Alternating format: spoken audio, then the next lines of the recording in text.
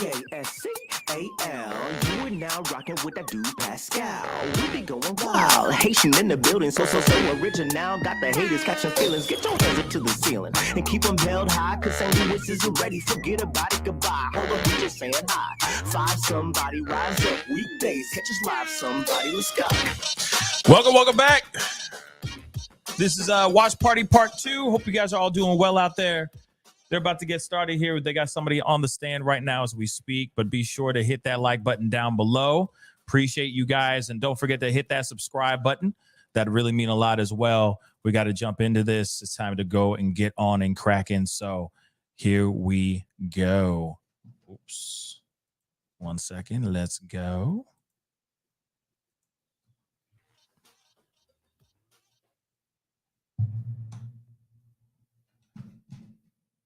Neurologist and DNA analyst at the Colorado Springs Metro Crime Lab. There we go. And how long have you been employed such as? I've been employed in that role approximately 4.5 years at the CSPD Crime Lab. And what does a forensic serologist Stop do? you for just a moment. Oh, sure. Can you move that so that it's on its side so it doesn't block the view of those two jurors right there? Oh, let me just put it right here. Or you can just lay it down on its side either way. Okay. We'll just do that. All right. Go ahead. I think I was asking you what a forensic serologist does. Yes, a forensic serologist examines evidence for the presence of biological fluids. Specifically in our lab, we look for blood, semen, saliva, and also we examine for other potential biological evidence that may be suitable for DNA analysis. Okay. And what kind of experience of training do you have in the field of forensic serology? Well, my training, first of all, I have a Bachelor of Science degree in Biological Sciences from University of California at Davis. I also have a Master's of Public Health with a specialty in Forensic Science from University of California, Berkeley. Prior to my employment in Colorado, I was employed in the same capacity for approximately 10 years. I was also a forensic DNA analyst and serologist in various crime labs in California. Most serology training actually does occur on the job. There are a few formal classes that I did take, such as microscopy of semen evidence, and mostly it was on the job training. In fact, when I came to Colorado Springs and was hired here, I spent about a year just going through a training protocol before I was deemed competent and able to begin casework. And are you peer reviewed when you do a serology examination? Yes, so all the reports that I write with my results are always technically reviewed by a second qualified analyst within the lab to make sure that they agree with the conclusions that I'm offering in the report. And then there's also another level of review called administrative review before the report goes out by another second qualified analyst, serology and DNA analyst. And approximately how many forensic serology examinations have you conducted in your career? Oh, in my career, it's well over 1,000. You don't keep track each time you do one and say? I usually average about 100 cases for serology a year. So over the course of almost 15 years, yeah, it's well over 1,000. That was a bad attempt to try. I'm sorry. Have you testified as an expert in the field of forensic serology in the past? Yes, I have. Approximately how many times? I've been qualified as an expert in this area approximately 40 times previously. And are those both here and in California? That's correct. At this time, we'd ask that the court qualify Ms. Holes as an expert in the field of forensic serology and allow her to render opinions in that field. Defense? No objection to her being qualified. Witness will be so qualified. Go ahead. So I want to kind of focus on your role as a forensic serologist here in Colorado Springs, the Metro Crime Lab. Were you asked to conduct several forensic serological examinations? Serological, correct, yeah. In this particular case, the disappearance of Gannon Stauch. Yes, I was. Could you give the jury a rundown on how you come about or how you became involved in this investigation? So when we get a request from an agency, in this case, the El Paso County Sheriff's Office, typically there's a couple of things that happen. One is they will write a cover letter with a description of the pertinent case details and some of the items of evidence that they would like examined. And then also typically there's a meeting between the submitting agency and our crime lab supervisor, our DNA technical supervisor, and they make decisions as to these are the items that we will accept and which what are the priorities on which items will be tested. And so is that common in any criminal investigation that the investigating agency will submit a letter asking you to perform analysis on certain items of evidence?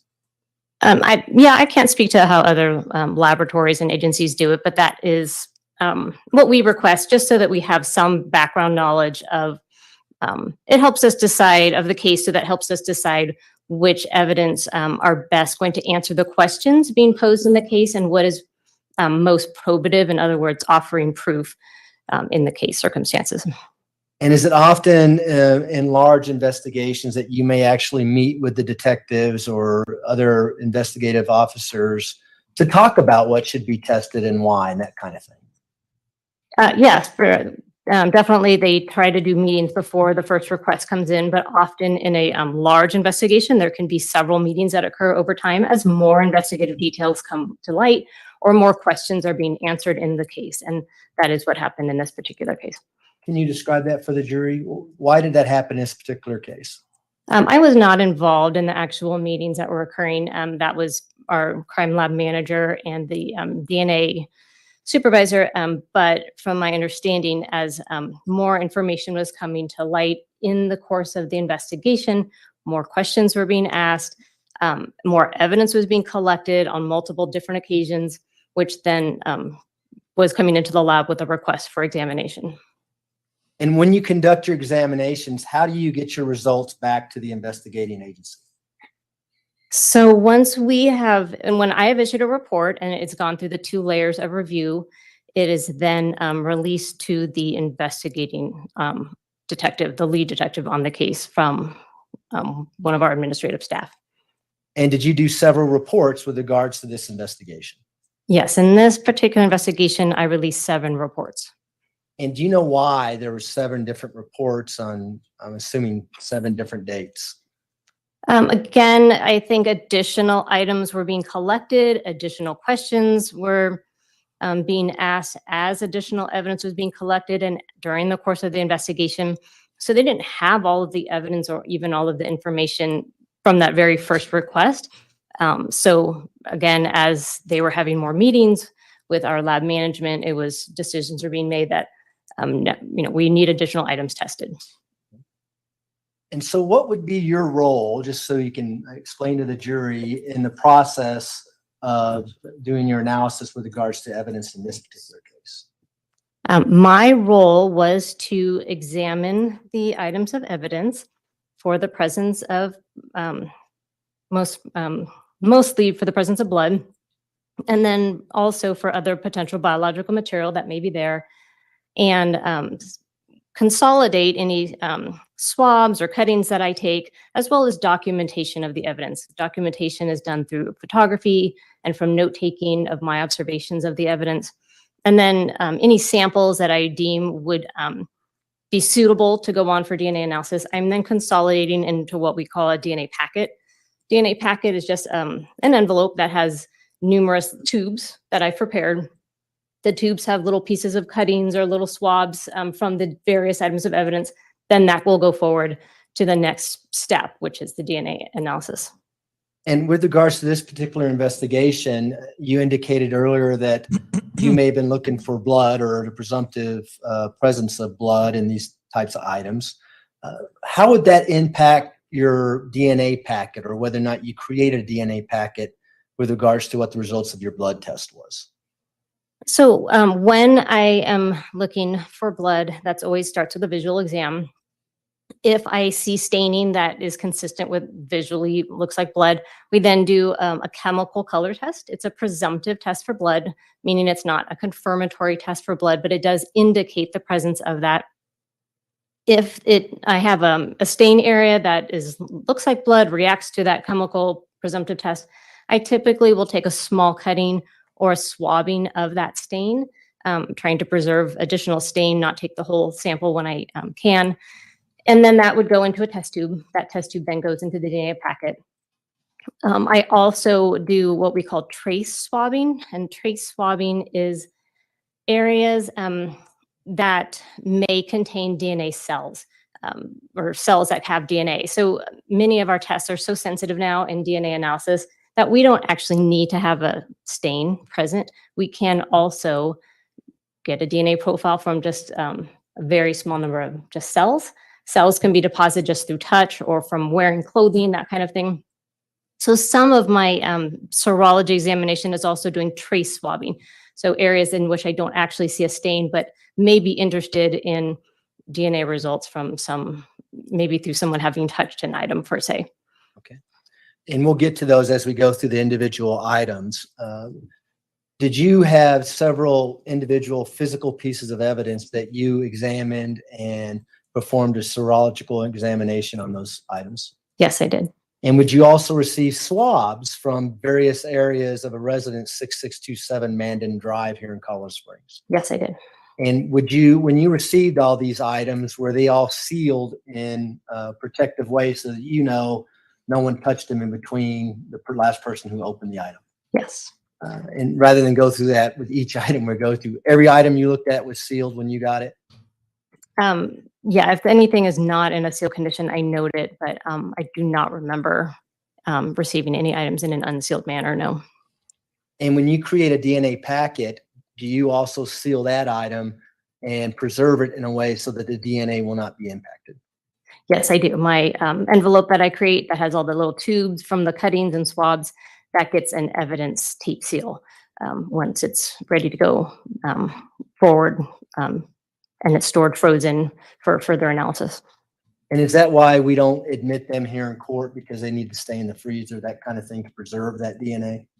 Yeah, they are best maintained in a frozen manner, and literally it's just an envelope with the tubes inside. So it's best just not to bring it to court at all. So to your right are a series of exhibits. And I'd like to go through these one by one, as painfully as that sounds, but I think we can go through it fairly quickly. The first exhibit that you'll see in that box on that table is exhibit 182. Could you pull that out and tell us what that is?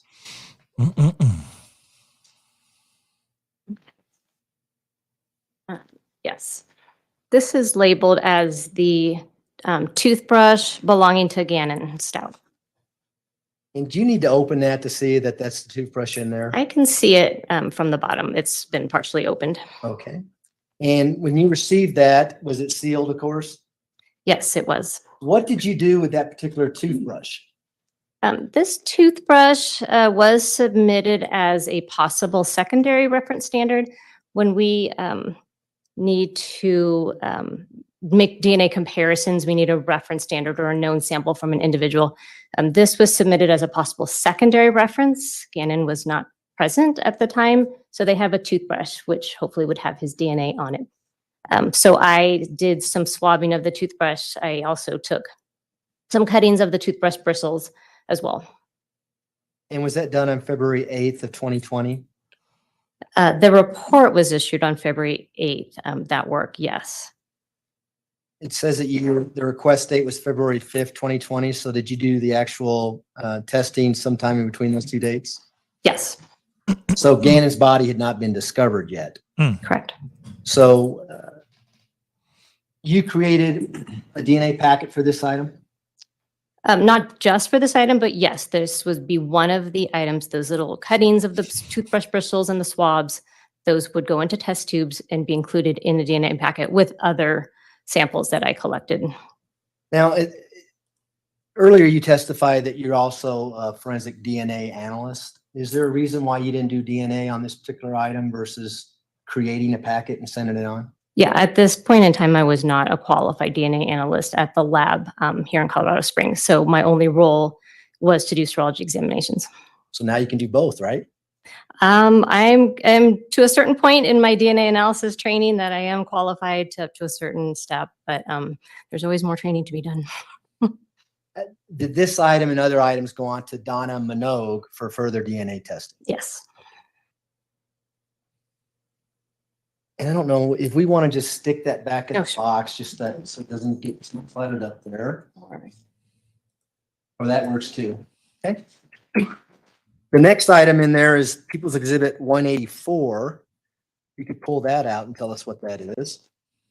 Yes, DNA standards for Gannon's biological father. And do you need to open that to see what's in there? It's partially open. There's, I can take a look at this. Okay, there's just some swabs that are in here.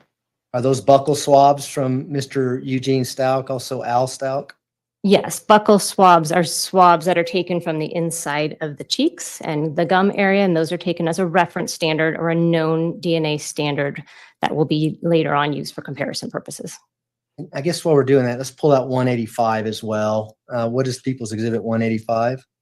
DNA standards for Gannon's biological mother, Landon. Okay.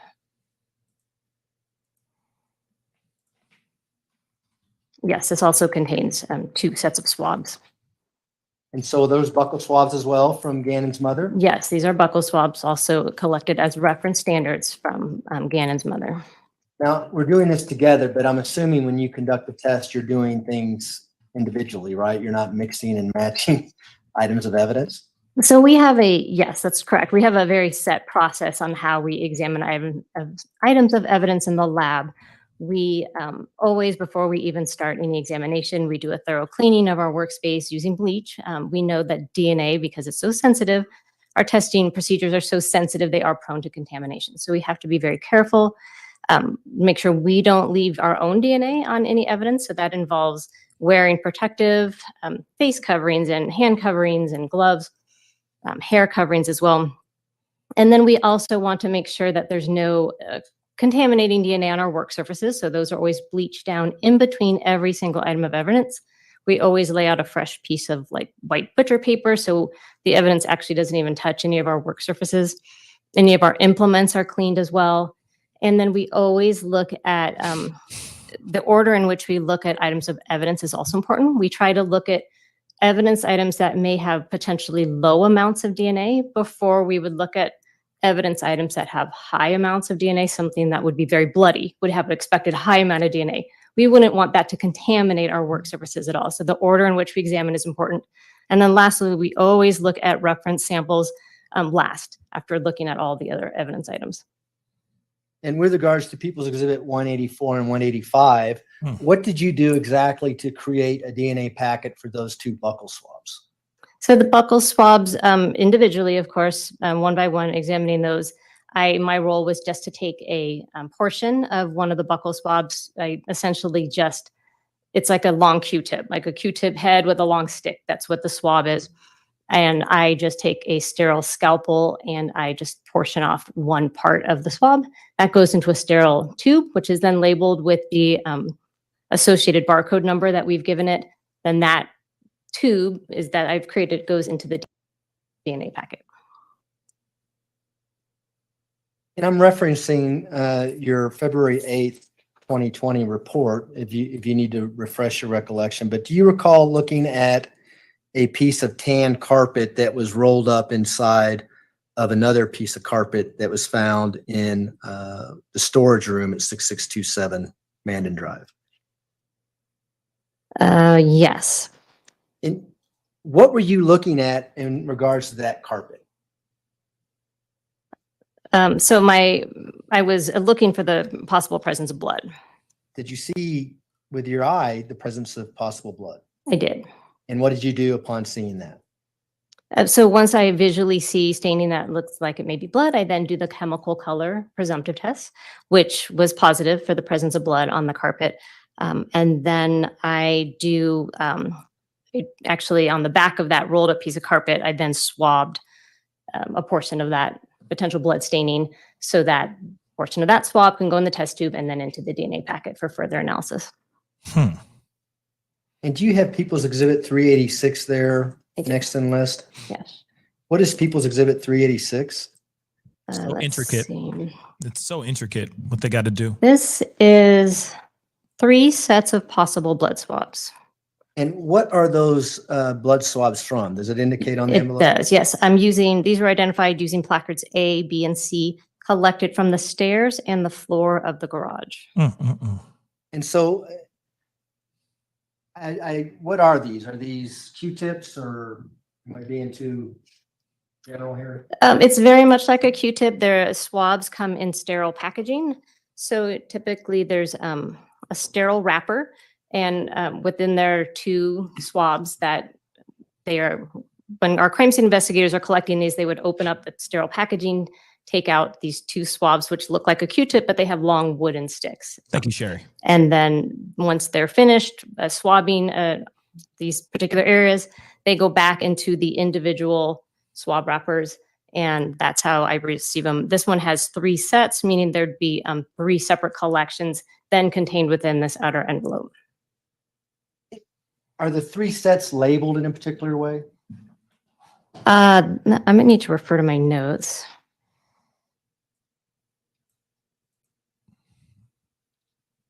Let's see. Now, page 2 of 4 of your Oh, thank you. report. Is that on my report or my notes? It's in your report. Okay, I'm just gonna look at my notes. Okay, let's see.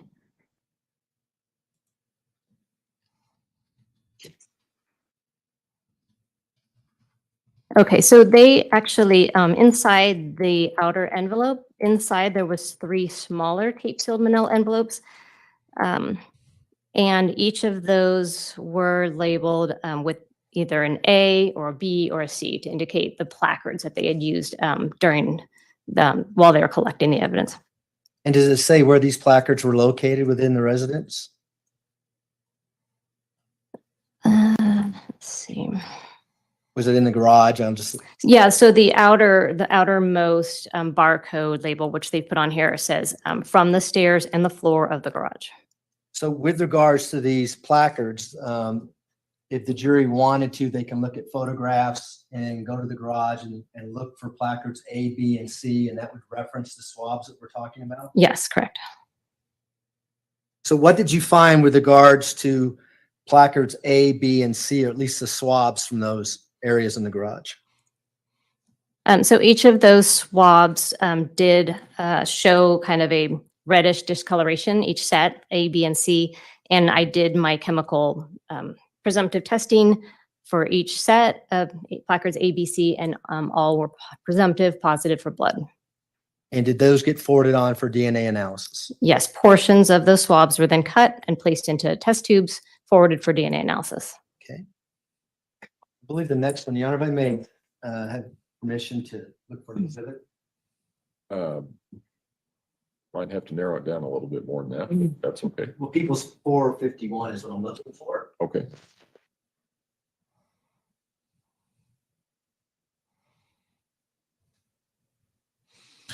Chica, about two weeks. Just depends on material. Sometimes there's a shortage. Sometimes it takes some time to get those things. So, usually about 2 weeks, but it could be more than that, just depending. But in the U.S., yeah. Let me show you people's that's in admitted evidence 451. Do you recognize this item? I do. Okay. Do you need to look at that further?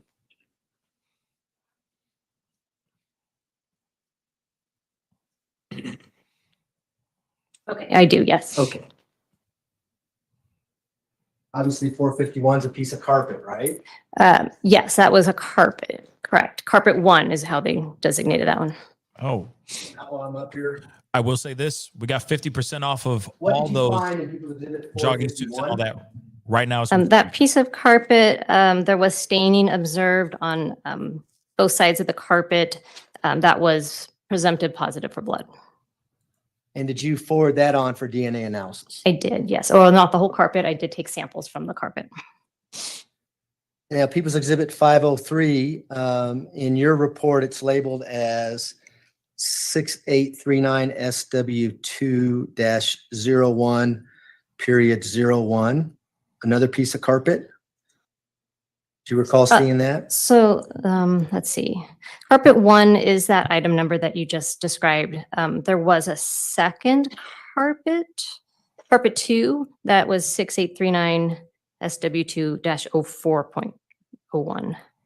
Is it a different exhibit that you're referencing? Yeah, I think 451 was a different one. So let me show you that again so you can look at the lab number. Okay. Mhm. So okay, so that's the -01. That's for carpet 1, Okay. right? Okay. Is the next one carpet 2 then?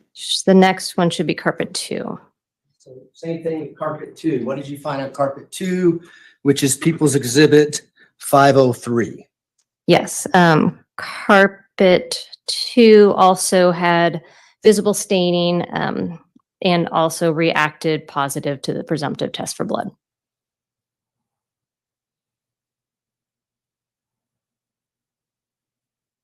And did you also look at the foam padding associated with People's Exhibit 503? Thank you, Debbie. Yes, I did. And what did you find in the foam padding of People's Exhibit 503? Also, foam padding had visible staining and was positive for the presumptive presence of blood. The next exhibit in the box to your right should be People's Exhibit 512. Can you pull that out? Yes. What do you see in People's Exhibit 512? This one is labeled as the electrical outlet cover with possible blood. And it says collected from southeast corner of southeast room, child room of basement. Mhm. And what did you find after, did you conduct a presumptive test for blood on that item? I did. I noted some visible staining on the electric outlet cover. I did the presumptive test for blood, which was positive. And did you perform a DNA kit for that item? Well, I did do some swabbing of the stained area that could then go on for DNA analysis. Yes. And so do you do that, for instance, if it's a physical piece of item that may have blood on it, would you actually swab the blood versus a CSI at the scene swabbing like the garage floor that we already talked about? Yeah, typically when we train CSIs or law enforcement officers, we always suggest that if they can collect the item and bring it into the lab so the serologist can examine it, that's the best practice. If it's an item that is just not movable, such as a garage floor or just too unwieldy to collect, then they do some sampling as well. But we always prefer on anything that can be packaged and brought into the lab, we always would prefer to examine it ourselves and do all of the documentation and collection in the lab. Is the swabbing the same process though? Keep referring to it as a Q-tip. Is there something else I should refer it to? Yeah, swab or Q-tip. It's the same. We always have these, so we use the sterile package swabs that we open up, and then I label the swab wrapper as to what I'm. Come on.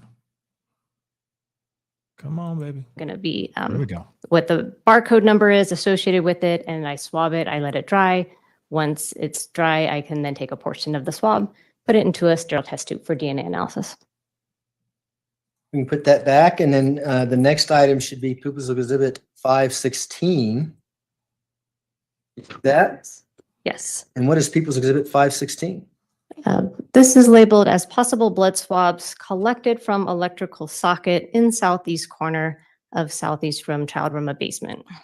And do you know if that socket is related to People's Exhibit 512, the item we just looked at? Yes, I believe that they did actually, I'm not sure who actually collected the swab, but that it was swabbed prior to being collected and submitted to the lab. And what did you do with that particular exhibit? This particular exhibit, I just noted some coloration on the swab, and then let's see, tested it with the presumptive test for blood, which was positive. I then took a portion of the swab, cut portion of the swab, put it into the test tube for DNA analysis.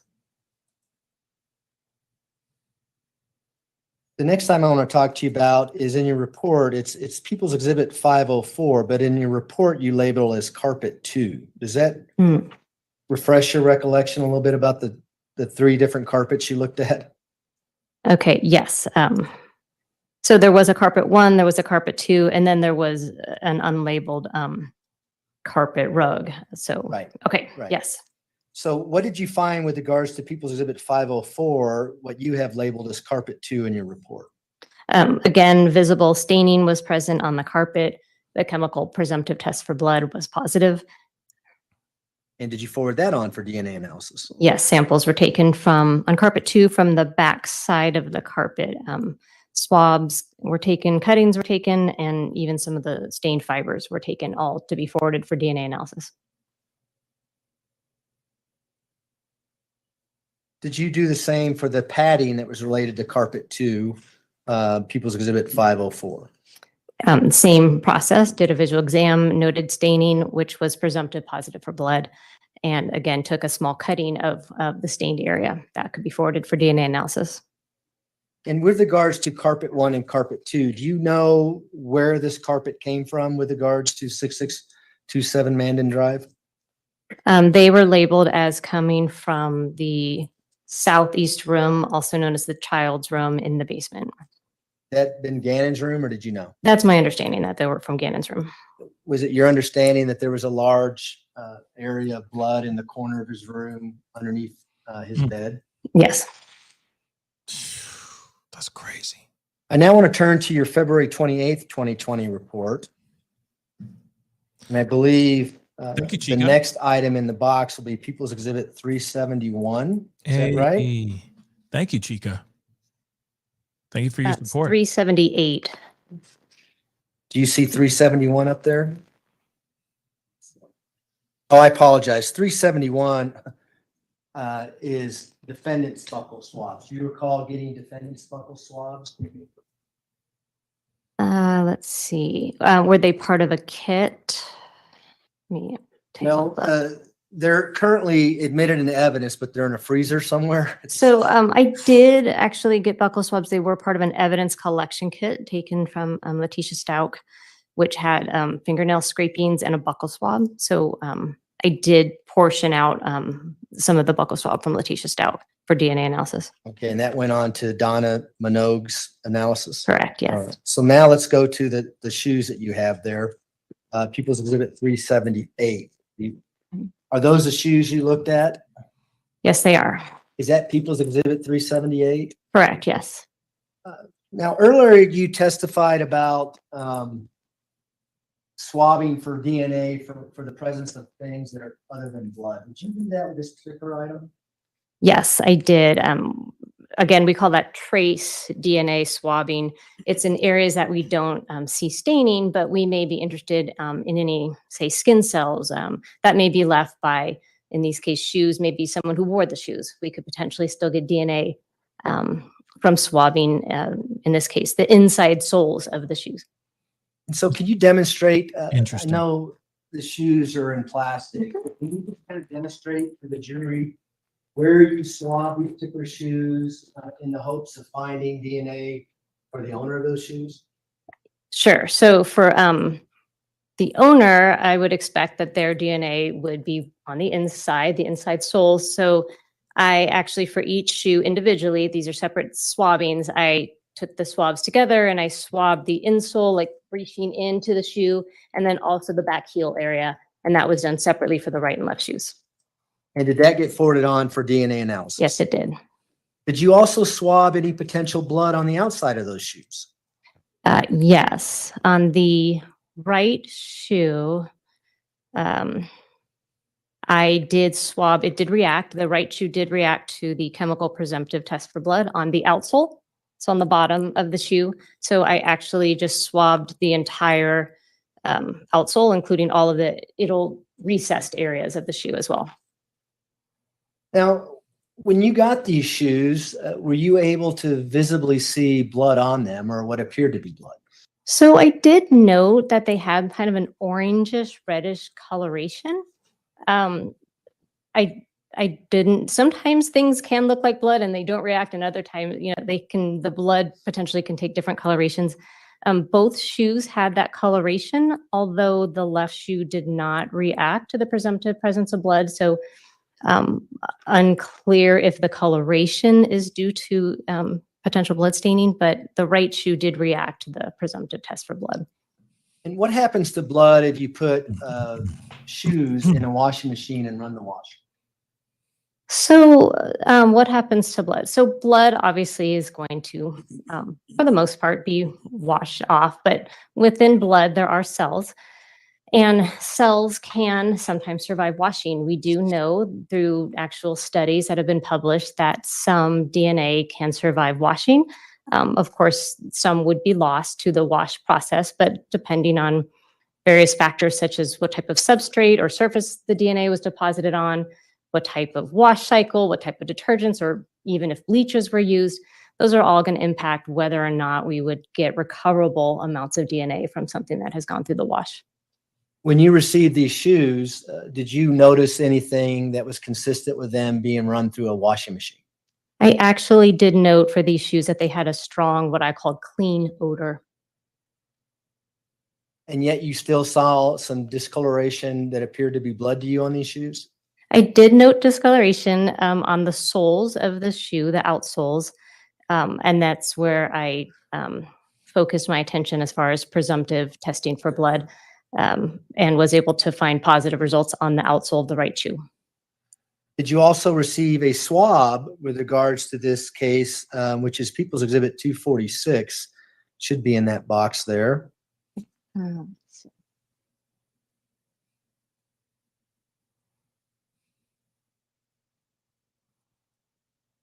it's not in that box, I can just ask you about I it. actually found it. Okay. What is People's Exhibit 246? This is labeled as package of 2 swabs for woman's black and white Nike shoe. And then there's some indications on the bottom, handwritten, swabs from Nike shoes, laundry room, right shoe. And so are those consistent with People's Exhibit 378, the Nike shoes that you just talked about? Yeah, they actually were swabbed prior to being submitted into the lab. The outsole was swabbed. And did you submit that on to DNA analysis? I did. This, I believe I actually tested it for the presumptive presence of blood. I did, and that was positive.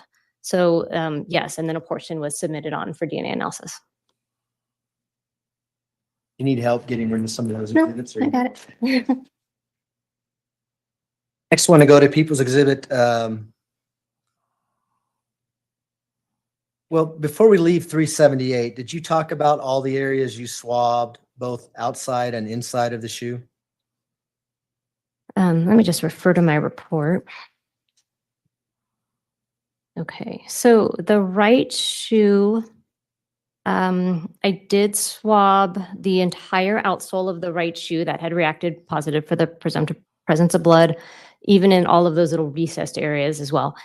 I did swab the right shoelace as well. And then I took the trace swabs that we talked about for wearer DNA on the inside sole and the inside back heel area. The left shoe, I did not get any presumptive positives. They were all negatives.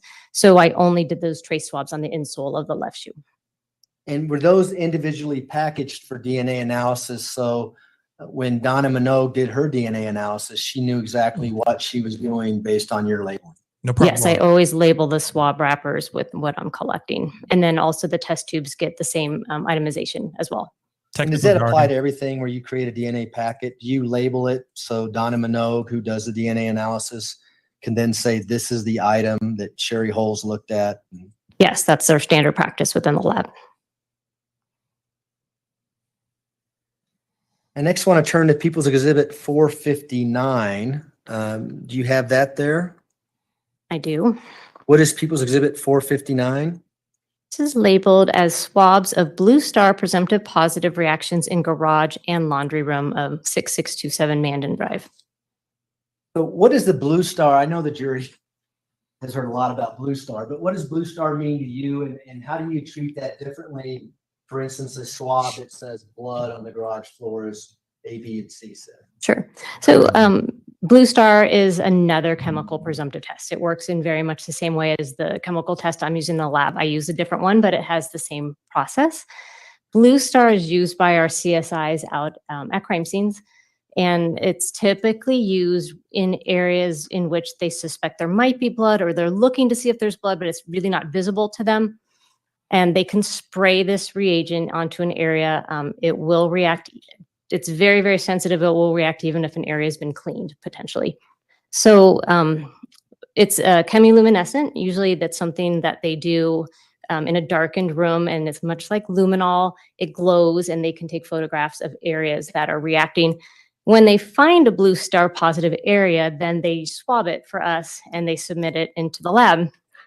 But because it's already gone through a chemical presumptive test, they don't need to now repeat another chemical presumptive test. It's already reacted positive to the Blue Star. It's the same process that my test would do. So when I get something labeled as Blue Star positive, my role is typically just to, like in this case, these are swabs, just go ahead and collect a portion of the swab into a test tube and forward it on for DNA analysis. And is that what you did with 459? Yes. And did you do that with everything that was labeled Blue Star, at least swabbing of the Blue Star? When things were swabbed, yes, there were a few items, larger items that said Blue Star positive that I did still, like carpeting. I did still do a visual exam, but swabs, I just took a portion. I didn't do further chemical presumptive testing. So with regards to People's Exhibit 518, which should be the next exhibit, did you do the same things with that particular item?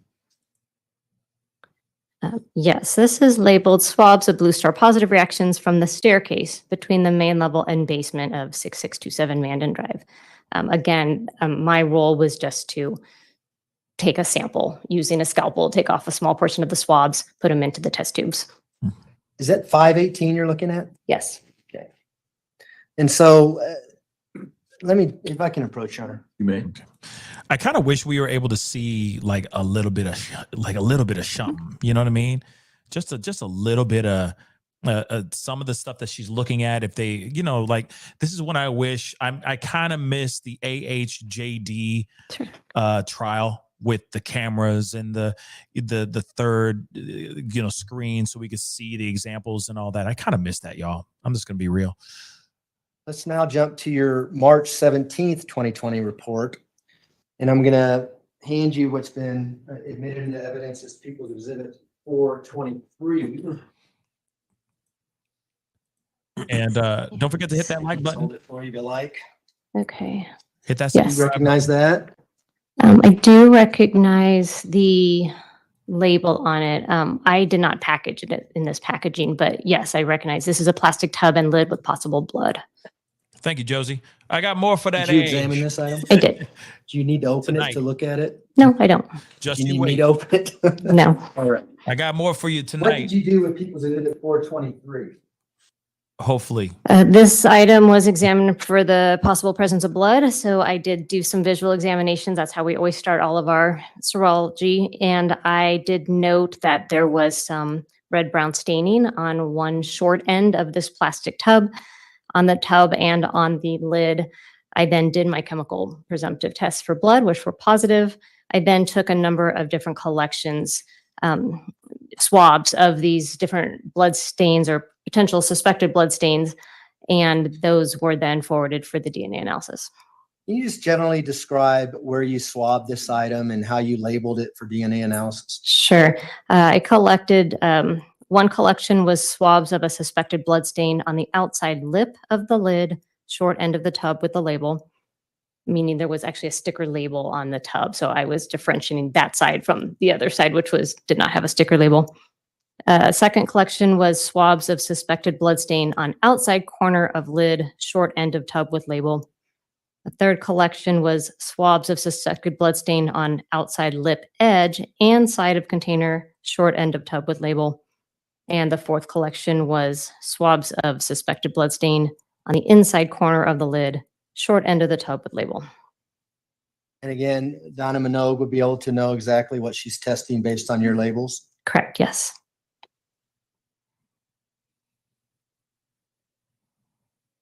We can go to your May 27th, 2020 report now. And I'll have you look at People's Exhibit 278, which should be in that box next to you there. Do you have that? I do. What is People's Exhibit 278? This is labeled as one package of 2 swabs from the bed located on east wall of Gannon's room. Did you test that item for blood? I did, yes. And what was your results? Presumptive positive for blood. And did you forward that on to DNA for DNA analysis? Yes, I did. Did you also conduct analysis on other swabs within that People's Exhibit 278? This is one package of swabs. There was a separate item submitted called additional package of swabs from bed. I don't believe it's contained within this exhibit, but there was a separate item, which we have a separate barcode for, also from the bed, also positive for blood, or presumptive positive for blood. And did that also go on to DNA analysis? Yes, it did. How about People's Exhibit 191?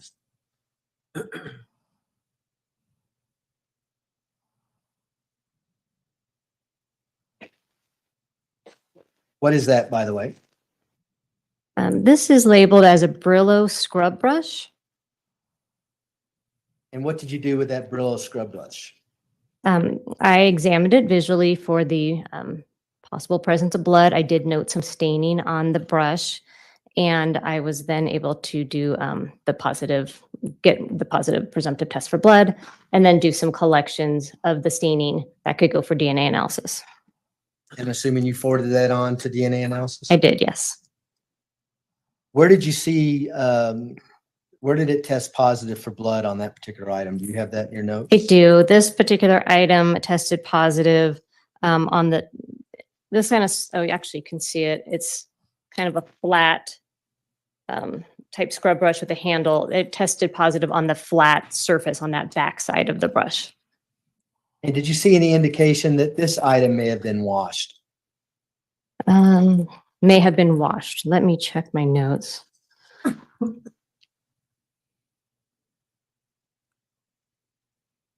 You can actually look at the exhibit. Can you see where that exhibit was recovered from? It actually does not note. Let me see the notes on this one actually is just called Brillo scrub brush. That's all that it's denoted. That's fine. How about People's Exhibit 192? Do you have that?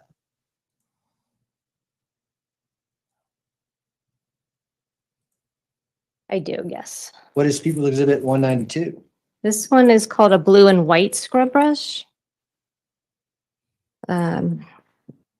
Go ahead and tell us what you did with that. So also visually examined and did note staining on this scrub brush, which was positive for the presumptive presence of blood. I then was able to collect stains from 3 separate collections. I collected from the base of the scrub brush head, between and on the bristles. Suspected blood stains were also collected from the back of the scrub brush head, and suspected blood stain was collected on the actual scrub brush bristles themselves. And did that get forwarded on to DNA for DNA analysis? It did, yes. How about People's Exhibit 193? Random, but I'm understanding that there's another feed out here People's Exhibit 193 is labeled as scrub brush with possible hair and carpet fiber. that might be better. What did you do with that particular exhibit? And Same process. I did a visual exam, did note some suspected blood staining, and which reacted to the chemical presumptive test for blood. I then collected possible blood stains on the back of the flat scrub brush. thank you guys. I appreciate the love. Went on to DNA for DNA analysis? Yes, it did. Okay. Next item is People's Exhibit 417. Do you have that up there? I do. What is People's Exhibit 417? This is described as 3 sets of possible blood swabs, tested presumptive positive blue star, collected from basement living room carpet, pillow on north couch, and area rug. And did you forward those 3 swabs on for DNA analysis? Yes, these were 3 separate swabs from some blue star areas. These also were sampled, placed in the test tubes, forwarded on for DNA analysis. So I'm understanding that there's a better People's Exhibit screen. 519. Hold on. I'm just going to turn this down just a second. Okay, I this understand that there's item another, is labeled like, swabs of Blue another Star presumptive stream of positive this reactions from that's a little basement. bit better. Let's see, And I'm base trying of to actually find it stairs so that and maybe we southeast have child's room. other angles and all that. How many swabs So if total are anybody in that knows where I can particular find exhibit? that, please let me know. But I'm actually Let's trying to find it see. myself right now, and I haven't found anything as of yet. I see other people streaming it, but streaming that way, but I'm trying to find it. So if you guys know where it is, please holler at your boy, because This particular I'd love to exhibit be able to has, pull that up. Okay. let's see, Okay. Back. We're back. 6 different collections in it. And I'm assuming those are packaged in 6 different tubes. So of these, let's see, are they packaged in separate tubes when I do my packaging or how I receive them? When you receive them. So when I receive them, they typically are in, let me just check my notes. They actually were in 6 separate tape sealed manila envelopes. And each of the envelopes then had a description of where it had been collected from. And since these are Blue Star swabs, did you just prepare these for DNA analysis? Yeah, my preparation is just to sample or cut a portion of a swab to forward it on to DNA analysis. We can go to your June 17th report now and have you look at People's Exhibit 361. Okay. Well, I've got that here. If I can approach you. You may go ahead.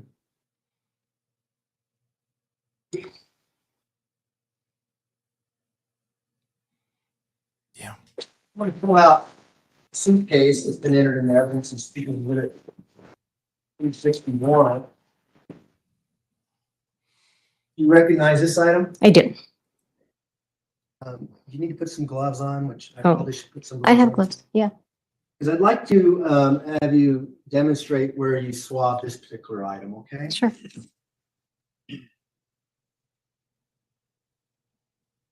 Eric, can the witness come out here and I'll hold this That's fine. while she does that?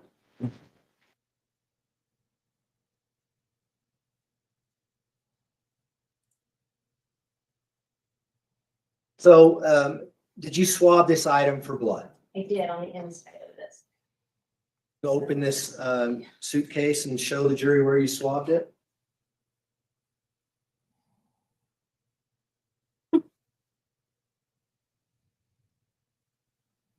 Crazy.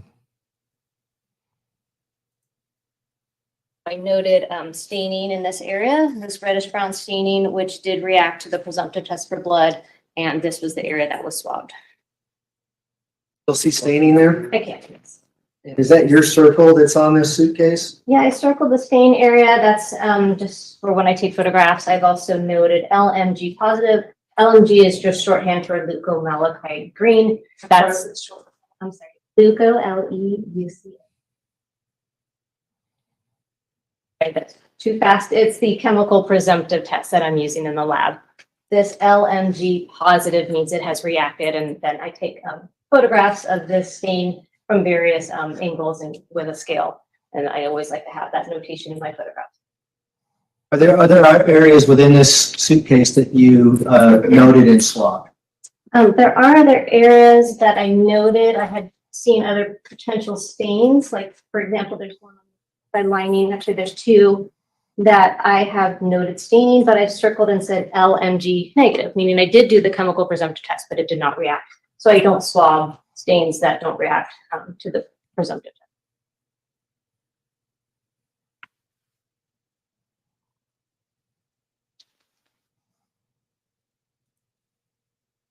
I'll be back just afterwards. That's fine. Did you forward these swabs from the suitcase on for DNA analysis? Yes, I did. Did you also look at a blanket People's Exhibit 365? I did, yes.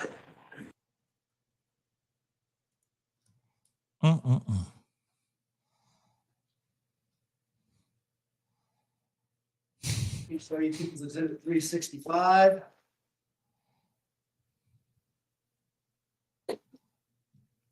Baby ain't born yet. Use this in the plastic. I'll just say that really quick. Baby ain't born yet. Okay. I'm gonna hold it if you wouldn't mind coming. Sure. But I appreciate all the Can love. you see Really, the I areas do. where you swab this blue blanket?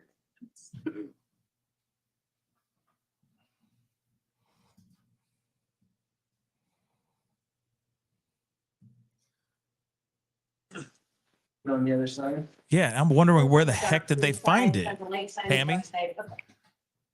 Yes. That's what I'd like to know, Tammy. Dag nabbit. Where did they find I'll that? hold it while you point things out for the jury. So I examined the entire blanket and I did note. Thank in you, this Tyler. I area right appreciate there. that. Thank you, brother. And there's kind of some reddish brown staining, which I circled, multiple different stains that did react to that presumptive test for blood. So I actually took, you can kind of see these tiny little squares. That's where I took cuttings. Nine from News. this. Because it's together, I was able to combine those into one Oh, test tube. Okay. And so that's the only area sampled on the blanket for DNA. Did that test positive for blood? It did. I gotta find that. That's Do you know So whether or there's not blood this everywhere. blanket was inside this suitcase when it was recovered? Yes, I did put that in my report. Blue blanket recovered from within suitcase. yeah. I mean, Ickett Mail has the hookup. Even And those swabs again were forwarded on for DNA analysis. Yeah, those were cuttings put into a test tube that was forwarded for DNA analysis. Gisela got Now, that we don't too. have an exhibit that's titled Gannon's fingernails, but did you have an opportunity to examine the fingernails from autopsy from Gannon Stauch? I did, yes. What did you do with those particular fingernails? Just going to refer to my report and notes. Dag nab. Okay. Yeah. I wish I knew. So of the right hand, I received 2 entire fingernails. From the left hand, I also received 2 entire fingernails. Separately, I examined them and I did swab the undersides of the distal ends, meaning the ends Yeah. furthest from, like, I guess, the knuckle. She did her I did job. swab separately the right undersides and the left undersides of those fingernails. And for each case, for both the right hand and left hand, the swabs from underneath the fingernails were positive for the presumptive presence of blood. And did you forward those on to DNA for DNA analysis? Yes, I did. And why did you do that? Why did I forward or why did I swab? Why were the fingernails that we knew came from Gannon forwarded on for DNA analysis? Do you know? And I appreciate you hopping to over here. look for the presence of possible foreign DNA, which may be on the fingernails. Yeah. I appreciate you guys hopping over here. I know other places I've been watching this for a while. I want to jump to your report dated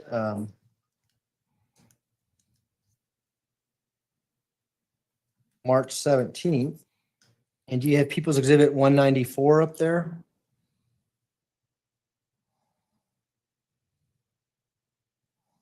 Yes. What is People's Exhibit 194? This is an empty plastic Heinz vinegar bottle. And did you receive that bottle into your lab for analysis? I did. And what did you do with regards to that bottle? Again, I was looking at this bottle for the possible presence of blood. I did note some faint light staining around the handle area of the bottle, which did Mhm. test presumptive positive for blood. And that area was swabbed and then forwarded for DNA analysis.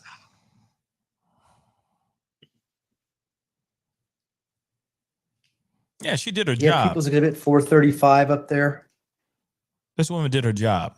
She was very thorough with her job, which I have nothing but respect for. What is People's Exhibit 435? This is People's Exhibit 679. Okay, that's the next one. I me don't see. have any more exhibits in here. This is when I wish we could see Now, more let me just stuff. do it this way. If you recall Let me see. examining an Amazon box that had potential blood on it. I do. And was this Amazon box recovered from the storage room at 6627 Mandan Drive? Yes. What did you see when you got the box in your lab?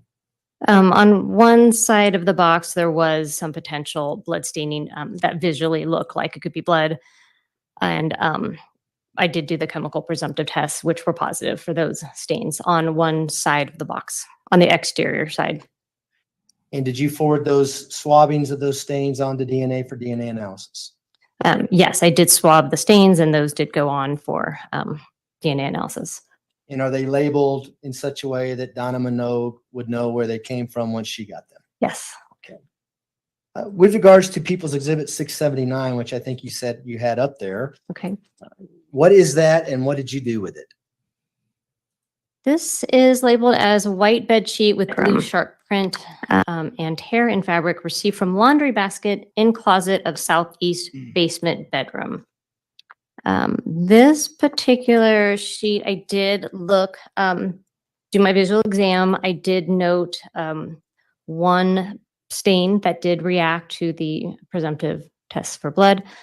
And I took a cutting of that suspected blood stain on the bed sheet.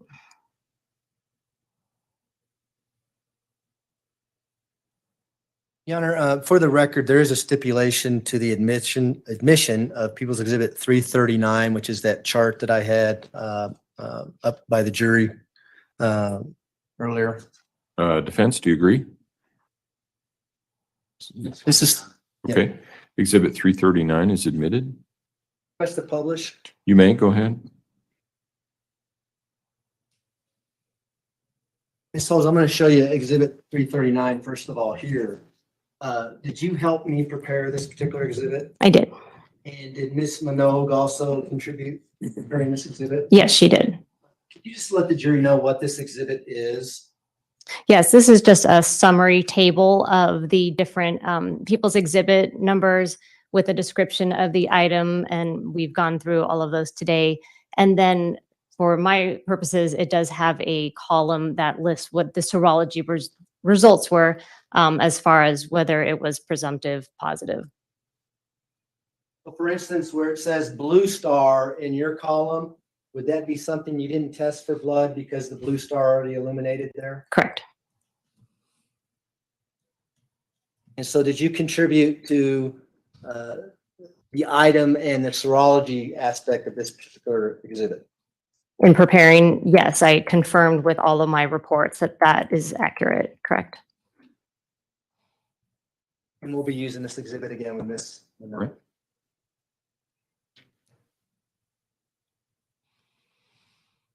I don't have any further questions, Your Honor. Thanks. Cross-examination, Mr. Cook. I don't have anything. Thank you. Do any of the jurors have any Zero. questions for Ms. Holes? He's like, let's ask the jurors. All right. Thank you, ma'am. You may step down. Thank you. Wow. Nothing for her too. Prosecution, call your next witness, please. Wow. Crazy. We'd call Donna Minogue. Okay. Can I just clean up the area up here a little bit? Yeah, I didn't know how much of that you were still going to use here. Or... Did you want help? Or? No. Okay, thank you. Thanks. Tammy, I appreciate you asking, or, you telling me about it. Yeah, I'll reach out. I mean, sometimes content creators keep those things tight to the chest.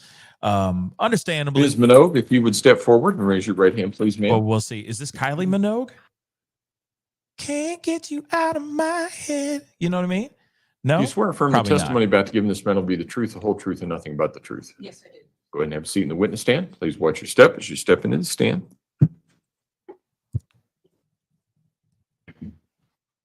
But that was very thorough, what they did.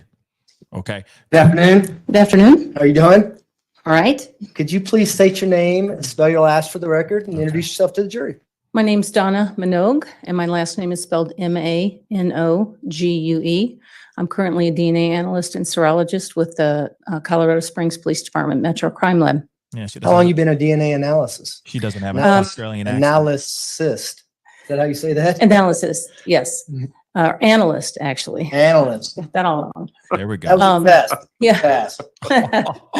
I've been a DNA analyst since about 1999. Prior to working here at the CSPD Crime Lab, I retired from the Albuquerque Police Department Crime Lab doing the same type of job. And how long have you been in that particular field prior to that? I've been in the field of forensics for a little over 35 years, but in terms of serology and DNA, I would say since 1986. What kind of training and experience do you have in that field of forensic DNA analysis? The training experience that I have, again, is about 24 years, about close to 30 years in serology and DNA analysis, both with the Metro Crime Lab here and with the Albuquerque Police Department. Prior to this, I have experience training. I have on-the-job training by a qualified analyst in both locations because each location requires you to train in their particular procedures. It took about 2 years to train at Albuquerque Police Department because that's where I started. And it was probably about 4 to 6 months to train and come up to speed on their procedures here. And do you have continuous training going on now every year? I do. We are required by our accreditation board and our quality assurance standards to have at least 8 hours of training in developments in DNA, and I generally accrue about 40 to 60 hours a year. And tell the jury a little bit about your educational background. I have a bachelor's degree in biomedical sciences I earned in 1981, and then I have a master's degree in the same field I earned in 1983. I also have continuing education beyond that, academic education, in terms of extra additional classwork that I took to help bolster my job qualifications in my prior years of employment and in my employment here. And have you testified as an expert in the field of forensic DNA analysis in the past? Yes, I have. Approximately how many times? I'm going to say approximately 30 times here in El Paso County. I've testified probably over 100 in Bernalillo County. That's New Mexico, the county I worked in. And I've testified once, actually just once in federal court in California. At this time, we ask that the court allow Ms. Minogue to be qualified as an expert in the field of forensic DNA analysis and render opinions in that field. Defense? No objection, Your Honor. The witness will be so qualified. Go ahead. The jury's heard a little bit about forensic DNA analysis, but it was from an expert from Florida. Okay. So can we give them the Colorado version of what forensic DNA analysis is? Should be pretty similar. When you do forensic DNA analysis, you're looking for a transfer of body fluids from either an item to a scene to an item, person to person. So we're looking for a transfer of DNA that is contained in the cells in the body. You say cells from our body. What kind of fluids do we get our DNA from? You can obtain DNA profiles from almost any body fluid. Saliva and blood and semen are the most common, but you can also obtain DNA profiles from things like sweat and urine. Blood? Yes, did I not say blood? I don't know. Blood, semen, and saliva. I thought that was my first. It's been a long day for me. I Mhm. apologize. Yeah, well, my fault. No question about that. I want to talk about this case, the people of the state of Colorado versus Letecia Stauch involved in this investigation. I was, yes, in terms of doing the DNA laboratory work. I want to talk about known profiles first. What's a known profile? A known profile is when you obtain a sample. It can be either a blood sample or it can be a saliva sample from an individual. So you're collecting it directly from them. So you know what their DNA profile is when you analyze it and obtain the profile. Can you just let the jury know what a DNA profile is? A DNA profile is a graphic representation of your genetic information at the locations that we examine in our laboratory. And so how do we obtain these known profiles in a forensic setting in a criminal case, in criminal investigation? They're obtained, essentially an investigator will provide known samples and they will be submitted to evidence. And then if it's on a request that I receive, I will analyze that. Have you received things such as buccal swabs? Yes, I have.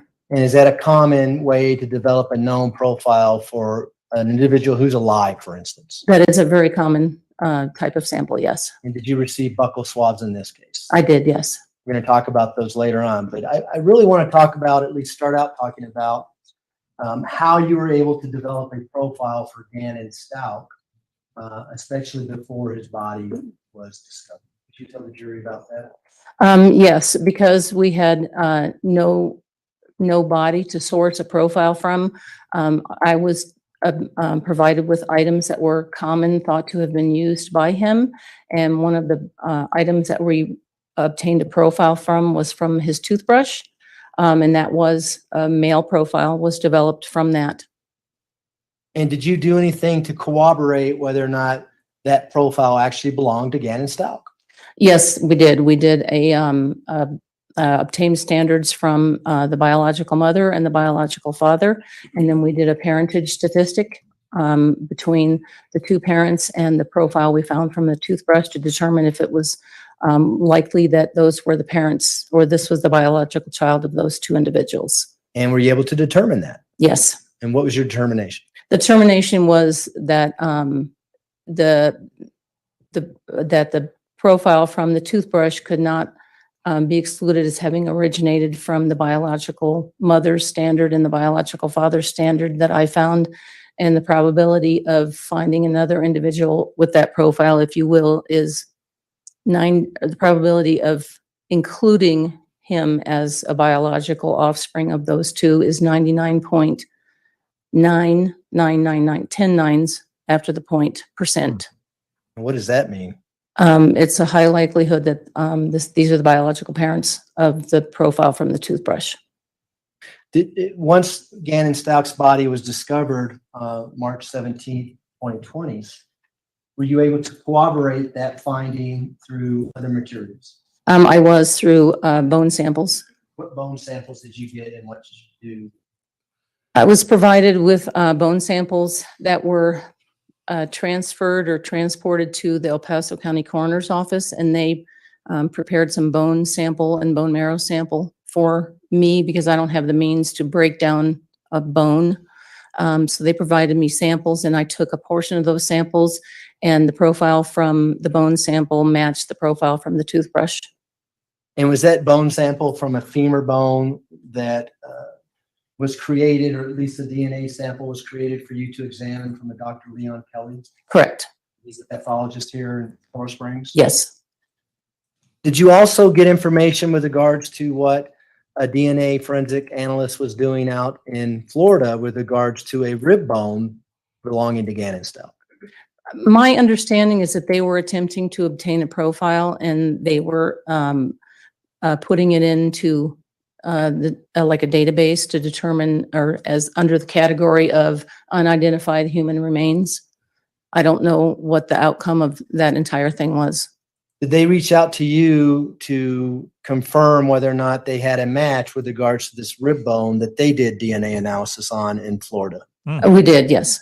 And Thank you, was there Jamie. a match with regards to what profile they obtained in Florida?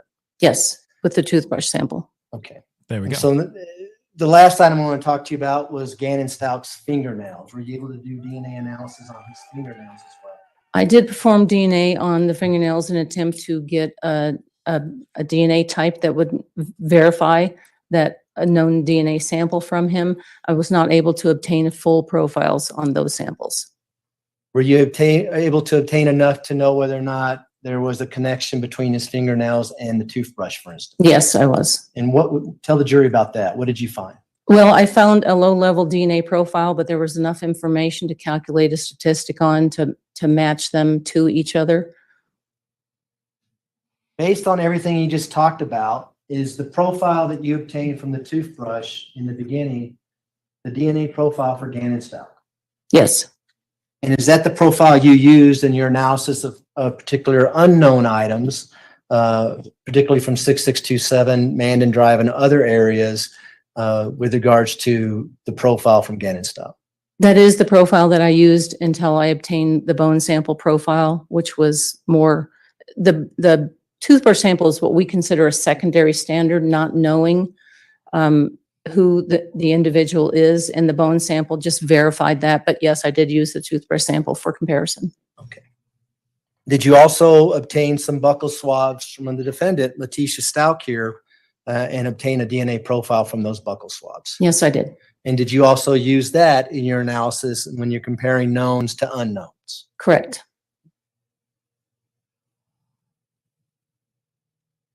At this time, I'd like to publish Exhibit 339 on the TV screen, just so everyone can see it as we're talking From- about it. Prosecution over here. We're going to put People's Exhibit 339 up, which is a chart that's already in evidence. You may recognize it from the TV screen. Did you help contribute to making this chart? Yes, I did. And is this a good summary of the items that you tested with the results that you have on those particular items? It is, yes. I know we're giving away the answer early on this exhibit, but I think it's helpful for the jury to kind of follow us as we talk about particular things.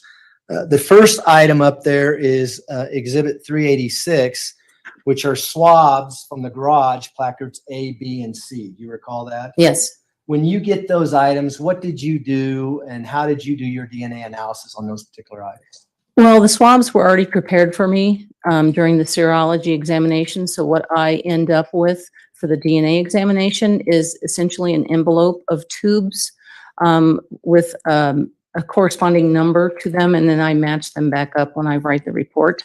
So I just simply did DNA analysis on these swabs.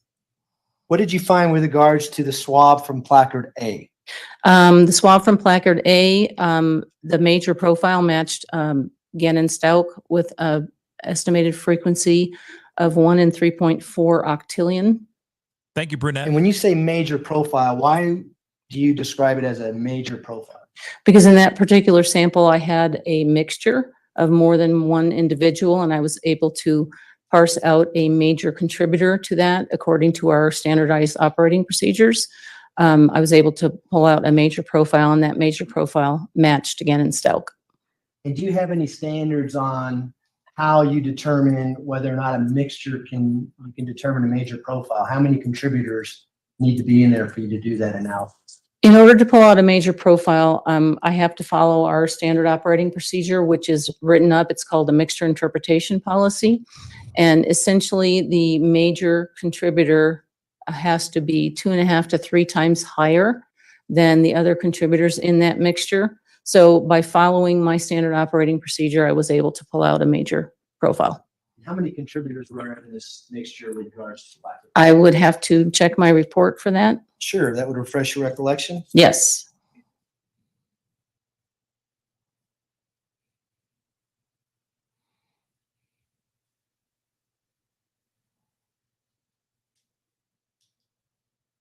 Top of page. From Yeah.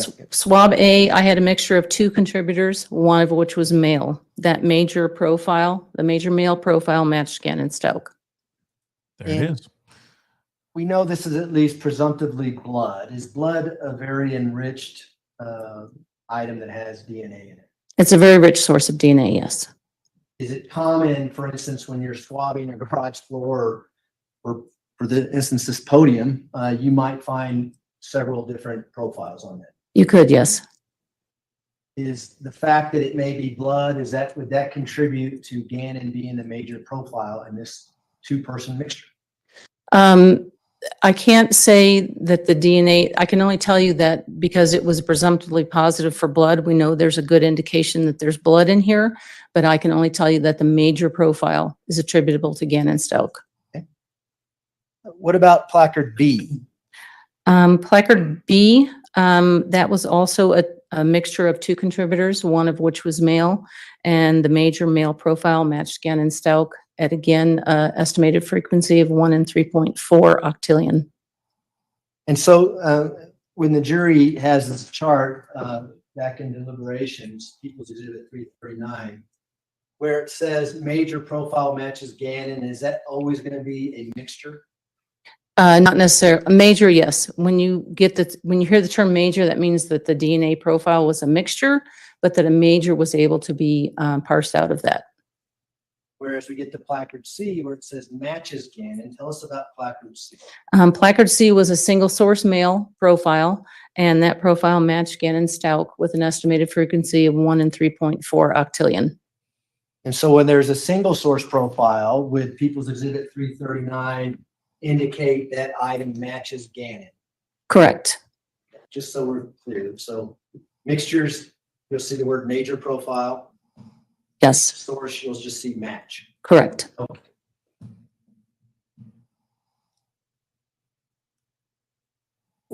You've thrown out the probability. You said 1 in 3.4 octillion. Is that what you said? Correct. What does that mean? What does that mean to this jury?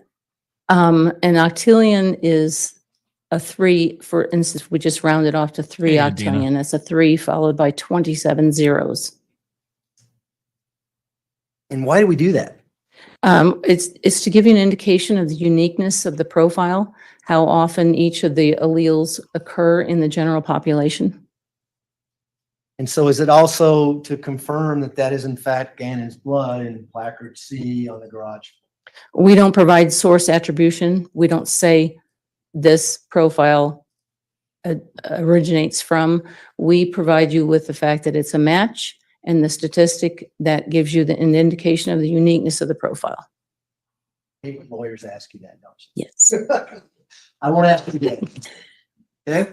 Let's go to People's Exhibit 503, which is labeled Carpet 1 from Gannon's room. What did you do with that and what did you find? Again, this was in a tube already prepared for me, and it was extracted or examined. It was analyzed for the DNA profile. And that's 506, you said, or 503? It's People's Exhibit 503, so it would be in your report. Cutting from It'd the be top of the carpet. carpet? Yeah, right. Yes, that cutting from the top of the carpet was a single source male profile that matched Gannon Stauch with an estimated frequency of 1 in 3.4 octillion. And did you also do a DNA analysis on the padding, or at least a cutting from the padding with regards to that same carpet? The cutting from the padding was the same result, a single source male profile that matched Gannon Stauch with an estimated frequency of 1 in 3.4 octillion. We can go now to People's Exhibit 503, which is labeled there on 339 as face of outlet cover for Gannon's room. Did you recall getting a cutting or a DNA kit with regards to that item? This was a swab, and that's 512. People's Exhibit 512, yes. Yes, I thought you said 503. These were swabs of a stain from the face of the outlet cover and the inside edge of the plug window. And I analyzed one of the samples that was prepared in a tube for me. And that was a mixture of 2 contributors, at least one of which is male. The major male profile matched Gannon Stauch with an estimated frequency of 1 in 3.4 octillion.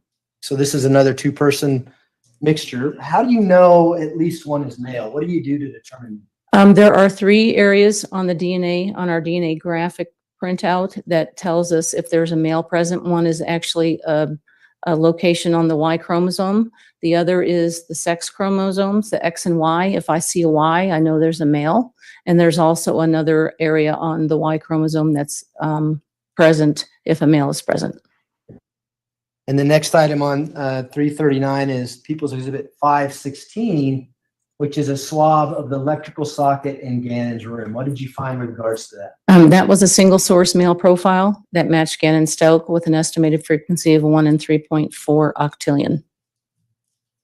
And then People's Exhibit 504 is carpet 2 from Gannon's room. What did you find with regards to that? That was a single source male profile that matched Gannon Stauch with an estimated frequency of 1 in 3.4 octillion. Is that as high as you can go as far as the frequency? No. You can go higher than that. Huh? Yes. How Wow. high can you go? It depends on what the alleles are because it's based on the frequency of occurrence of a particular allele. That makes so much sense to me. It's based on the DNA profile. If people have rare DNA profiles, because sometimes we do, like they'll have a rare reading at a location, so the frequency of occurrence of that is less, which makes the statistic higher. Okay. The padding, I'm assuming, is the same for carpet 2? Yes, the padding is the same, a single source male profile that matched Gannon Stauch with a frequency of 1 in 3.4 octillion. Now, the next item is People's Exhibit 332, if I may approach, Your Honor. May, go ahead. With regards to People's Exhibit 332, did you actually do the serology on this item as well? I did the serology on this, yes. I'm going to hand it to you in just a second. Show you the bag first. Okay. I recognize it because I recognize the barcode label that's on there and my initials and date when I resealed it is on there as well. And now I'll show you the board. Yes, Does it show here where you did your serological examination? yes, Did I say that right? serological. I'm doing the best I can. That's your fine. All right, permission to publish to the jury? You may go ahead. And if you wouldn't mind stepping out and just showing the jury where you took your swabs or what you did with regards to this board. The first thing I did is I noted possible blood staining. We call it red-brown staining until we identify it as presumptively positive for blood. So I've got an area marked here that is dark red-brown staining. I've also got a lot of little dots located that I did not test these dots because they're too small and I was afraid I was going to consume them. Thought is if we're going to process them for DNA, we need to take them straight to DNA without any processing. So this one here was positive for the presumptive presence of blood. And then at a later time, I swabbed these two areas because they fluoresced with using an alternate light source. So I took a swab from here, swab from here, a swab from here, and then I swabbed the edges of the board, wondering if anybody had handled the board. So I took 4 samples total. While we're up here, with regards to 339, we see 332 on the board. You said it's presumptive positive for blood. What swab are we talking about that actually matches Gannett? That is this large stain here. Did you find anything with regards to your other swabs? I did. I have a feeling I have to go review my report. That's fine. We can put this down ahead to do that.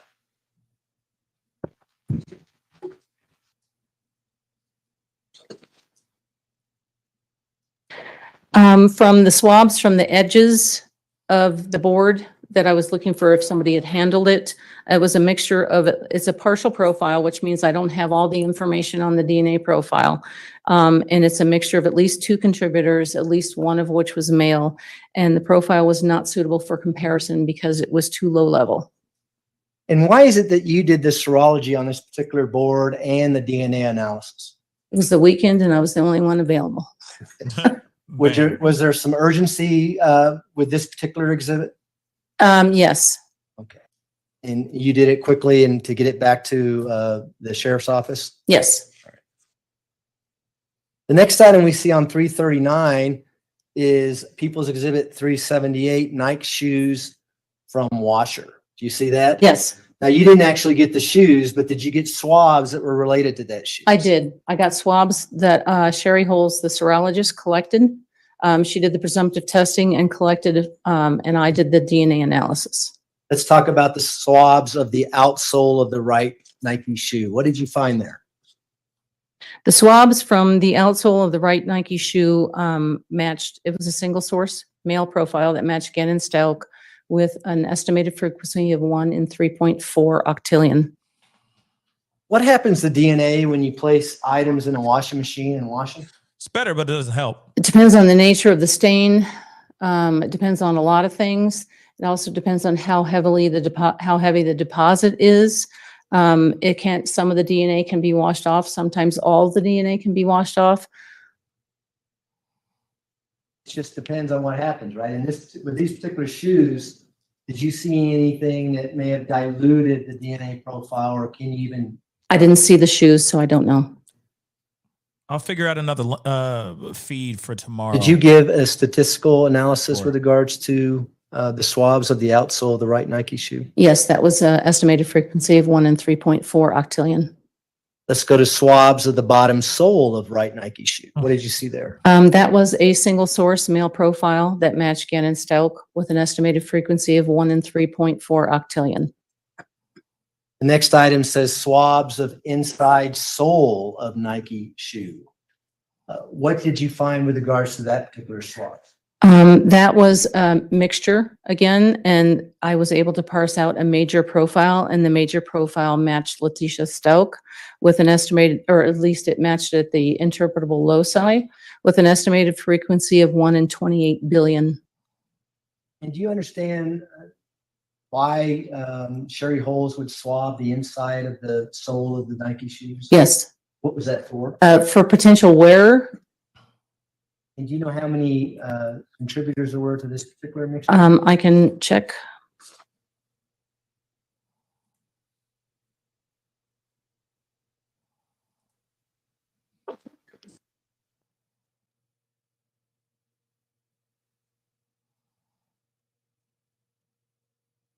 From the interior,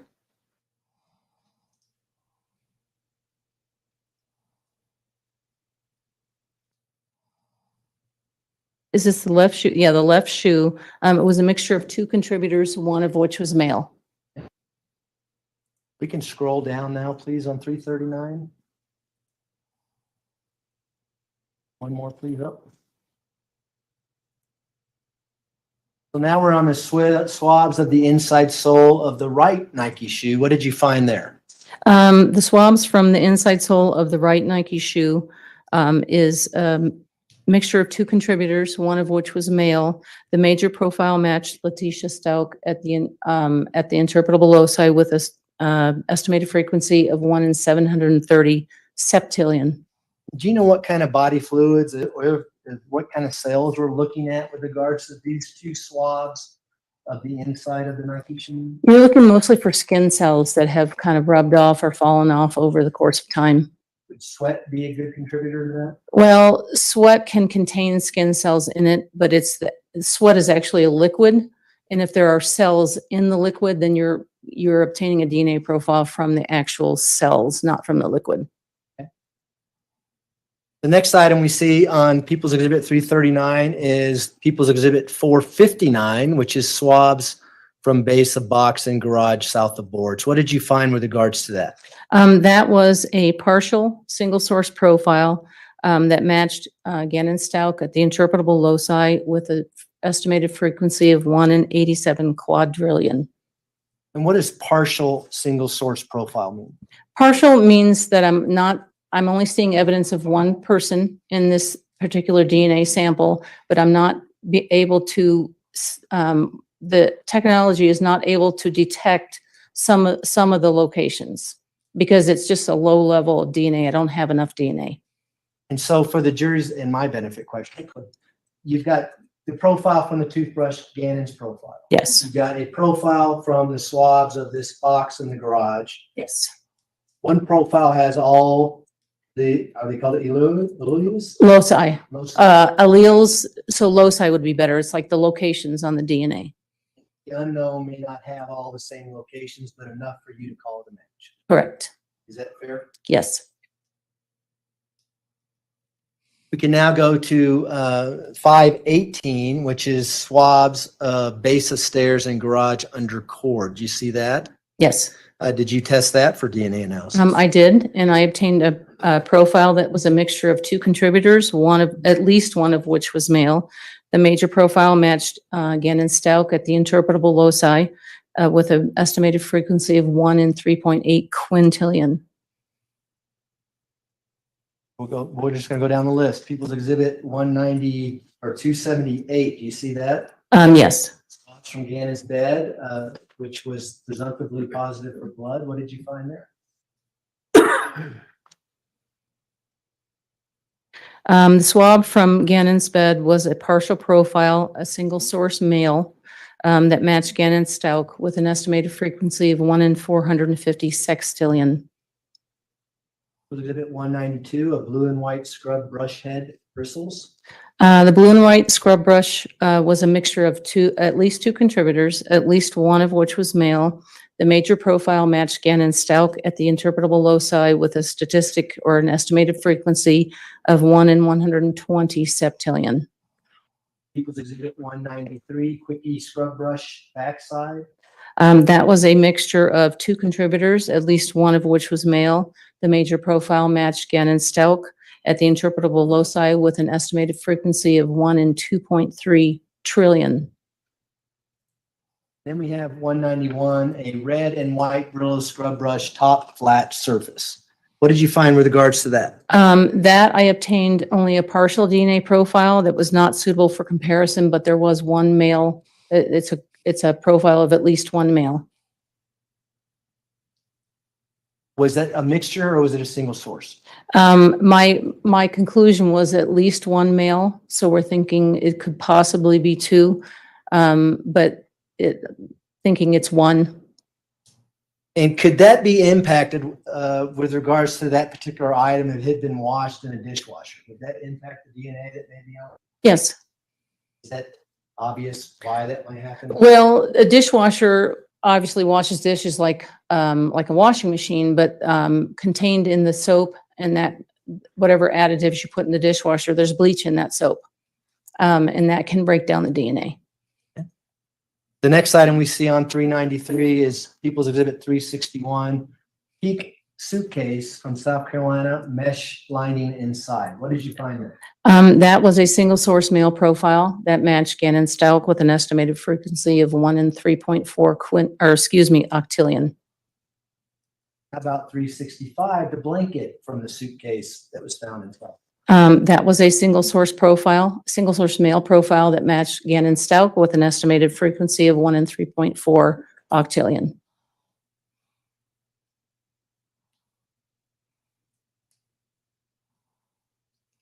The next item we have on there, it says teal couch pillow from basement. And just so we're clear, if we skip one item down where it says Blue Star swabs from pillow on north couch in basement, do you know if that's the same item? I believe it's the same item. One was collected at the scene by the crime scene investigator, and the other was collected by Sherry Holes. What did you find with regards to, let's just cover all three items, 417 at once, which are swabs from the Blue Star. What did you find with regards to those swabs? One of them was from a basement area rug, and I found a mixture of 2 contributors, at least one of which was male. The major male profile matched Gannon Stauch with an estimated frequency of 1 in 3.4 octillion. The minor was attributable to an unknown individual, and I gave it a number 1. Why did you give it a number 1? Because when you find an unknown profile that you don't have a standard to compare it to, you just start counting. So this was the first one. And is that common to see unknown profiles when you're talking about mixtures? Yes, If you don't have a known profile, you have nothing to compare. yes. For instance, in this particular case, did you ever get a known profile from Letecia Stauch, the 8-year-old girl that lived there? No, I did not. Common for people who live in the house to leave their DNA series. Yes. So let's go down to the next item, which is Blue Star swabs from pillow on north couch in basement. What did you find? I believe this was one collected by the CSI because of the Blue Star identifying information. That was that DNA profile was a mixture of 3 contributors, 3 male contributors actually. The major profile matched Gannon Stauch at the interpretable loci with an estimated frequency of 1 in 100 septillion, and the minor was not suitable for comparison. And the cutout carpet with burn marks? That DNA profile was a mixture of 2 contributors, at least one of which was male. The major profile matched Gannon Stauch with an estimated frequency of 1 in 3.4 octillion. The next item we see there is People's Exhibit 423, and we have 4 items there. Plastic tub from storage room, outside lip swab. And I don't want to read them all, but what did you find with regards to this plastic tub, People's Exhibit 523, swabbing that was submitted to you for DNA? There were 4 separate swabs. First was the swabs with the stain on the outside lip of the lid, the short end of the tub with a label from the basement. That was a single source male profile that matched Gannon Stauch with an estimated frequency of 1 in 3.4 octillion. I have a second one, swabs of the stain on the outside corner of the lid from the short end of the tub with the label from the basement. That was a single source male profile that matched Gannon Stauch with an estimated frequency of 1 in 3.4 octillion. Then I have a swab of a stain on the outside lip edge and into the side of the container on the short end of the tub in the basement. That was a single source male profile that matched Gannon Stauch with an estimated frequency of 1 in 3.4 octillion. And then lastly, I have a stain on the inside corner of the lid on the short end of the tub with the label from the basement. That was a single source male profile that matched Gannon Stauch with an estimated frequency of 1 in 3.4 octillion. People's Exhibit 519 looks like it's 2 more Blue Star swabs that we see on People's Exhibit 339. Yes. One is Blue Star swabs from storage room 4. What did you find with that one? That was a DNA profile was a mixture of 2 contributors, at least one of which was male. The major male profile matched Gannon Stauch with an estimated frequency of 1 in 3.4 octillion. And now with regards to the blue star items that we see on 339, do you know what substance that is that you're testing for DNA? It's just an area that reacted to the Blue Star reagent that they use out on the field. The Blue Star is a presumptive test for blood. But you're just testing whatever they swab, right? Correct. You're basing the blue star on what they label that swab activity? Correct. It was described as Blue Star positive, so we maintain that throughout the report. The blue star swabs from base of stairs and basement, what did you find? That was a mixture of 2 contributors, at least one of which was male. The major male profile matches Gannon Stauch at the interpretable loci with an estimated frequency of 1 in 170 septillion. We can go ahead and scroll all the way down to the bottom. We should get the rest of them in. And then we have People's Exhibit 194, swab from exterior and opposite of handle inner and bottom. What did you find? That was a mixture of 2 contributors, one of which was male. The major profile matched Gannon Stauch with an estimated frequency of 1 in 52 septillion, and the minor was attributable to unknown individual number 1. Same comment as we talked about before. Correct. You didn't have a known profile to match to. Correct. People's Exhibit 435, swabs from exterior of Amazon box from storage room, 3 stains. What did you find? For all 3 stains, they were all single source male profiles that matched Gannon Stauch with an estimated frequency of 1 in 3.4 octillion.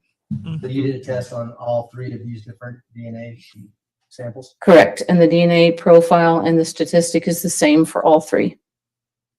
Now, you tested a lot more items than what we just displayed in People's Exhibit 339. Is that correct? Correct. Are these the items that you were able to identify Gannon Stauch to or the defendant to with regards to your DNA testing? Yes. Are there other items that you were not able to obtain a profile to or were not able to come to a conclusion with that were not presented to this jury? Yes, there were. Those are my questions, Jar. Thanks. Councilor Birch for a moment. Okay. I mean, this is all just the technical jargon, just proving positive that all the red that was found in in the specific areas of the house, etc., are of Gannon. I mean, that it just, it's all technical jargon just to make sure that we are, driving it home, saying that this is the kid. There's no doubt. There's no shadow of a doubt that the blood, etc., that's been found, Cross-examination, Mr. Cook. Thank you. is in fact him. So is there going to be cross-examination? Oh, look at that. He gonna ask some questions. Surprise, surprise. Could you leave that up just for whoever the controller is over there? Hi, how Hi. are you? My name is Will Cook. I represent Ms. Stauch in this case. I've just got some follow-up questions for you, ma'am. Not a lot. All right, let's go. If you could look at 194 on the chart, and for the DNA part, it says major profile matches Gannon. Do you see that? Or, Yes, I- or you can turn around. Yes. So Mr. Young discussed this with you. So there's more than one DNA sample floating around in this sample. There's evidence of 2 individuals in this mixture. Okay. You fully developed the other sample or the other DNA contributor or the other profile, I guess the minor profile? When a sample is in a test tube and I develop a profile and I obtain the graph, this is what I get. There's no more developing portions of a profile. I develop a profile, and this one happened to be a mixture, and I have an unknown individual identified as the minor contributor. Okay. So you're not looking at this number 194 and going, well, the major profile matches Gannon and the minor one is Letecia Stauch or father or mother or anything like that. They are compared to all of the standards that I have in the case, and I was not able to say that it matched any of the standards that I had in the case, which is why the minor was identified as unknown individual number 1. Okay. That's what she said. So the matches on this whole chart we just went over, the couple matches with Letecia Stauch involve the Nike running shoe. Yes. Correct. Okay. Now, some of these Be right back. tests or the samples were collected very on in the investigation, the winter, spring of 2020, correct? Yes. Okay. And some of them, like the last one up here, Exhibit 435, the Amazon box, there was no request made for the DNA testing on that until maybe 2 years after this homicide, correct? I don't know when the request, I do actually have the request here. I can tell you when the request was put in on March 28th, 2022. Okay. I have a request date for January 27th, 2022, with the report date of March 17th to 22. Oh, my error. I'm sorry. Okay. You're correct. It's January 27th, 2022. I was reading the due date. Okay. So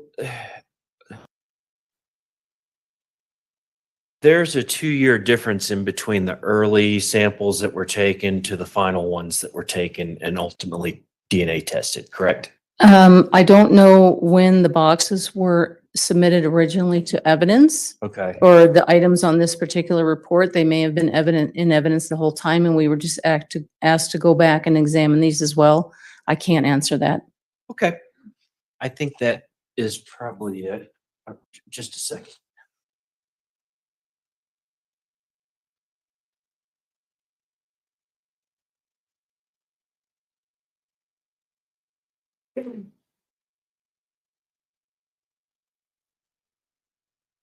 As one of your, who were the standards you were using? You had Letecia Stauch, Yes. Gannon, Yes. Gannon's father, Yes. Gannon's mother, Correct. Gannon's sister, Lena. No, I did not have that standard. You didn't have Lena? No. Okay. Did you have a Harley Hunt? No. Who, do you know who Harley Hunt was? No. You didn't know that that was Leticia's daughter that was living in the house? No. Okay. That's all I have. Thank you. Redirect. No, thank you. Do any of the jurors have any questions for Ms. Minogue? Doesn't look like it. All right. Ladies and gentlemen, Ms. Minogue, you can go ahead and step Okay, down. I'm thank sorry, you. ma'am. That's all right.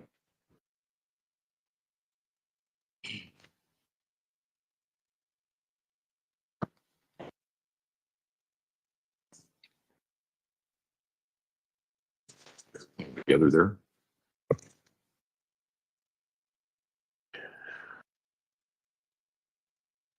All right, ladies and gentlemen, we are again in the same position that we were earlier today, and that is that we do not have any other witnesses to fill the day. We anticipate, however, that the witnesses will be here tomorrow. They are traveling.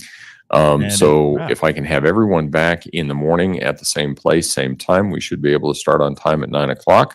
Again, don't discuss the case among yourselves. Don't discuss the case with anyone else. Don't do your own independent research about any aspect of this case. Don't go looking up what septillion and quadrillion and all of that stuff means. I know everybody wants to get home and do that. You simply can't. So we'll see everybody tomorrow at the regular time. All rise for the jury, please. He said what he said. All right, guys. Wow. Well, that is all she wrote for today. That is all she wrote for the day. Let's see if there's anything else they got going on. But yeah, they're like, we ain't got nothing left. We got nothing. So y'all can go home early. It's get out of school early today. It's a half You may all day. be seated. Record should reflect the jury has left the courtroom. Since we have this time, I want to talk a little bit about potential Wednesday morning issues. Are your people flying in today, tomorrow, or what? Hey, Judge. Okay. Yep. So that part, the weather should not impact their travel here. Wednesday morning, if we have a 2-hour delay, my thought would be that we start at 10:30. That will give us time to get the jury back at 10 o'clock. And then give us time to get in place by 10:30.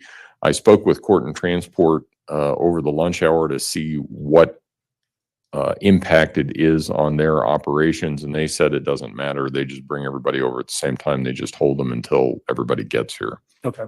So who are we anticipating potentially on Wednesday? On Wednesday, good question. Yeah, I think it's just Dr. Torres, Judge, but let me make sure. And is she coming up from Pueblo? I think she actually lives here. Okay.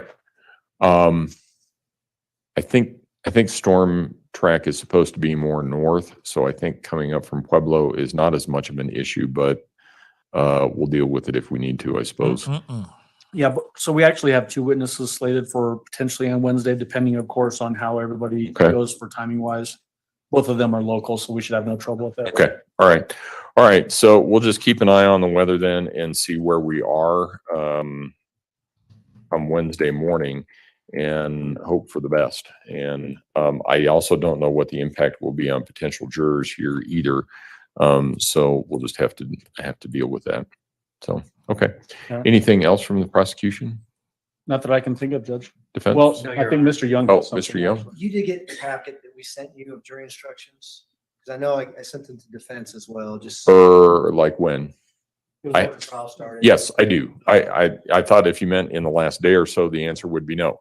But I do have the jury instructions that you sent, was about a few days before we started, I think it was, or the week before, something like that. Okay. All right. Okay. Defense have anything else? No, you're. Okay. All right. We'll see everybody tomorrow morning. Thank you. And that's a wrap. It's a wrap, son. Not bad for our first watch party of this actual trial. Man, that's crazy. And of course, there is so much to this,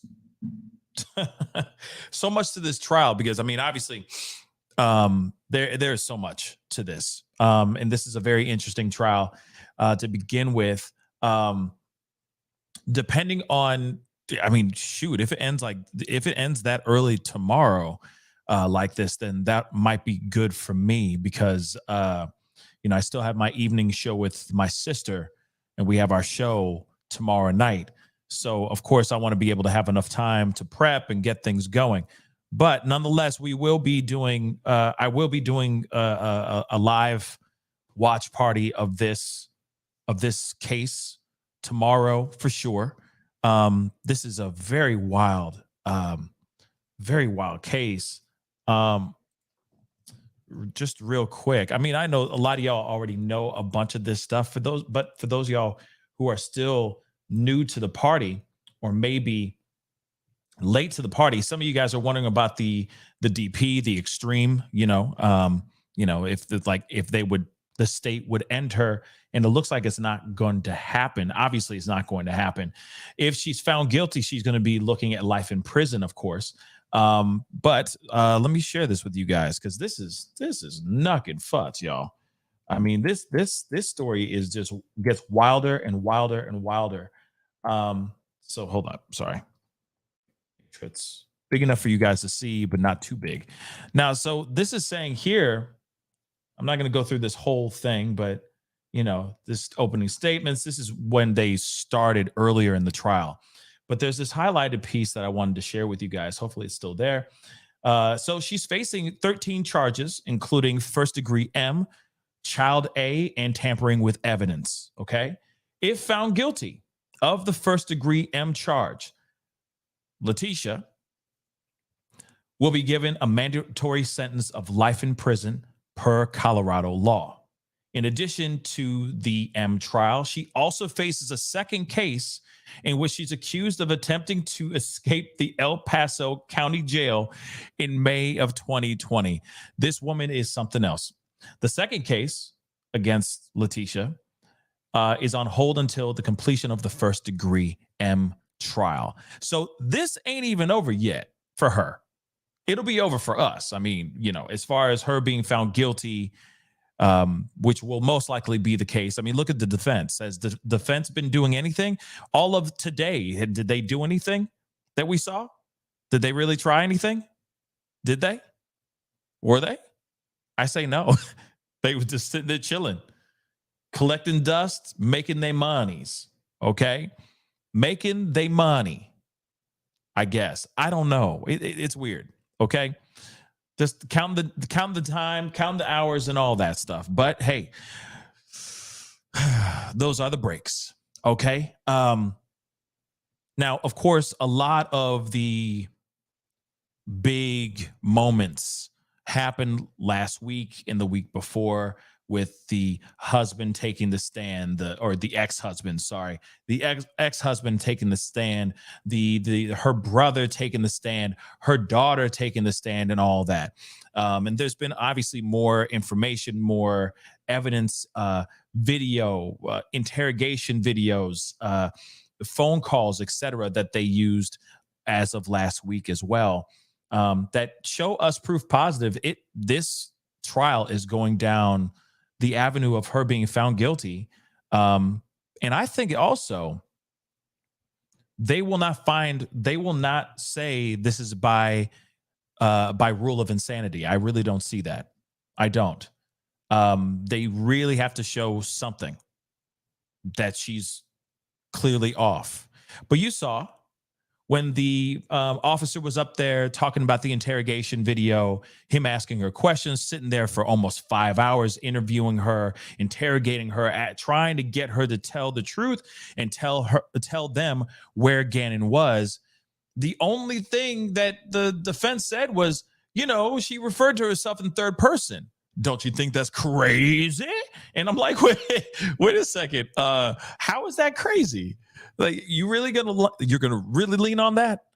You're leaning on the fact that she said Tisha gonna do this. Do you know how many people refer to themselves in the third person? A lot of people do. Okay. Doesn't mean that they're off. Doesn't mean that they're unhinged. It just means that they're referring to themselves in the third person. Sometimes it's an ego thing too. Some people are very egotistical. Now, I don't know if you guys know who Derek Jackson is, but we talked about him a long time ago. He's one of those guys that, he's like a manosphere dating guru guy. But when he was out here caught cheating, he was too busy. Hold on, guys. Sorry. Where the heck? Hold on. Gotta love when it does that. It does that from time to time.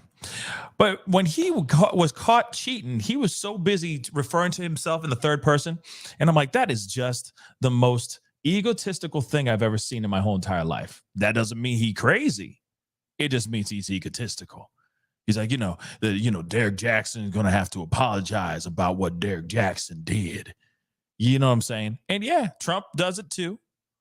Okay, Trump does it too. There's plenty of people that do it. Plenty. Okay. So does that automatically equate as, she's crazy, deranged? No, it doesn't. It just means she's a human being. But that's the only question that they really asked today. I'm sorry. That was their heavy lifting today. That was the most that they lifted today. They go, okay, I got a good question for you. Yes, we got some questions. So when she referred to herself in the third person, don't you think that's a little bit crazy? And he felt like he dropped the mic off of that one. He was like, walking off the stage, deuces. Like, I'm sorry, that doesn't work for me. Okay. Yeah. Schmeagol. You know what I mean? Schmeagol, my precious. You know what I mean? Like, come on. Okay. I agree, Andrea. Yes. Evil monster is guilty, not insane. That's what I think too. Listen, she was planning this whole thing. Man, the amount of stuff that she said, okay? She was AR'd. He was taken. She was, I mean, that's just the tip of the iceberg. She was pregnant with twins. All this stuff that she put out here. That doesn't mean she's crazy. It just means she was desperate, trying not to get caught. But it also depends on what the jury sees here too. The jury might look at this and go, yeah, she crazy. Just lock her up. Give her some pills and lock her up. Okay. Throw a whole bunch of pills, and lock the door. Okay. Because she crazy. It all is all up to the jury and how they're perceiving her act. She had her head on the damn table the whole entire time. Like she's a teenager that just went out binge drinking the night before. And we already know she ain't doing that. Okay? She's locked up. So why is she doing that? Why is she taking a nap during class on one of the biggest moments of her own life? One of the most nerve-wracking moments of her life. It's disrespectful, guys. Absolutely disrespectful. But hey.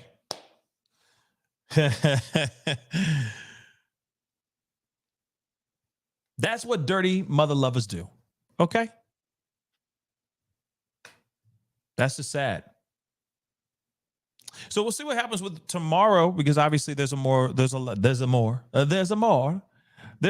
on. There's a lot more going on, okay, with this. And we'll see what's going on as well. Yeah, she did look like the horror flick. She did look like, you know, the Ring looking age. Look at her. You know what I mean? Blow. Just angry. Just angry. That's what she looked like. Right over there. It's sad, but true. Okay. So we'll see what happens here. You know, obviously there's a lot more going on here. Prosecution obviously is doing their job. Seems like a cakewalk, in my personal opinion. And at least from what I saw today, defense really wasn't doing much. From what I'm understanding from you guys as well, defense hasn't really been lifting much of a finger within this as well. I mean, the woman's guilty, y'all. We all know that. Okay, now it just depends on if they're going to, it depends on what's going to happen with her. Just depends on what they're going to do, what the jury decides. She guilty. Okay?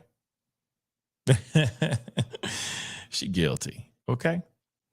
But yeah, depending on with tomorrow, because of everything, I'm going to try this again. We'll check out the show, or check out the trial again, first thing in the morning.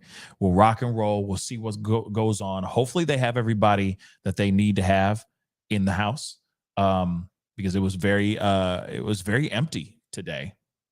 I figured we'd be going on until about 6 o'clock. But hey, it is what it is. These are the breaks. This is how it goes down.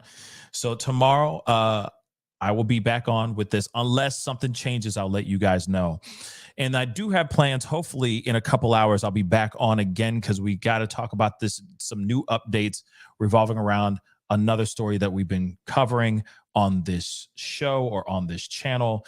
And there's some new developments, so we need to talk about that as well. So you'll be seeing me hopefully in a couple hours here. I'm just trying to line a few things up before we go live again. Okay. But anyway, guys, if you haven't seen my recent video about Don Lemon and Tucker Carlson, please, by all means, go and check that out. Okay. And let me just say this too.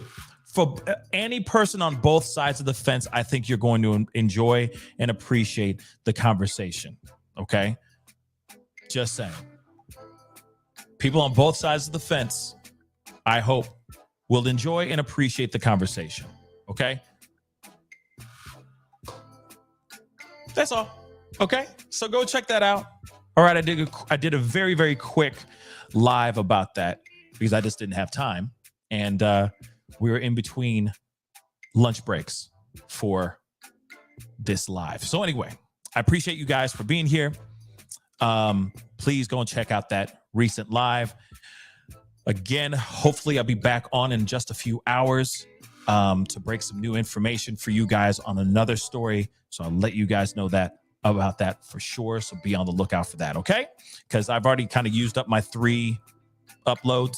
So just keep an eye out. Make sure that the notification bell is set to all so you know when I go live. Okay, guys? But anyway, got to get going. I appreciate all y'all. Hopefully I'll see you in a couple hours. All right? Be good to yourself. Oh, let's not forget, hit that like button down below. Hit that subscribe button. Be greatly appreciated. And I'll see you guys very, very soon. Be good to yourselves. Be good to one another. And I'll see you guys very soon. This is The Pascal Show. Bye.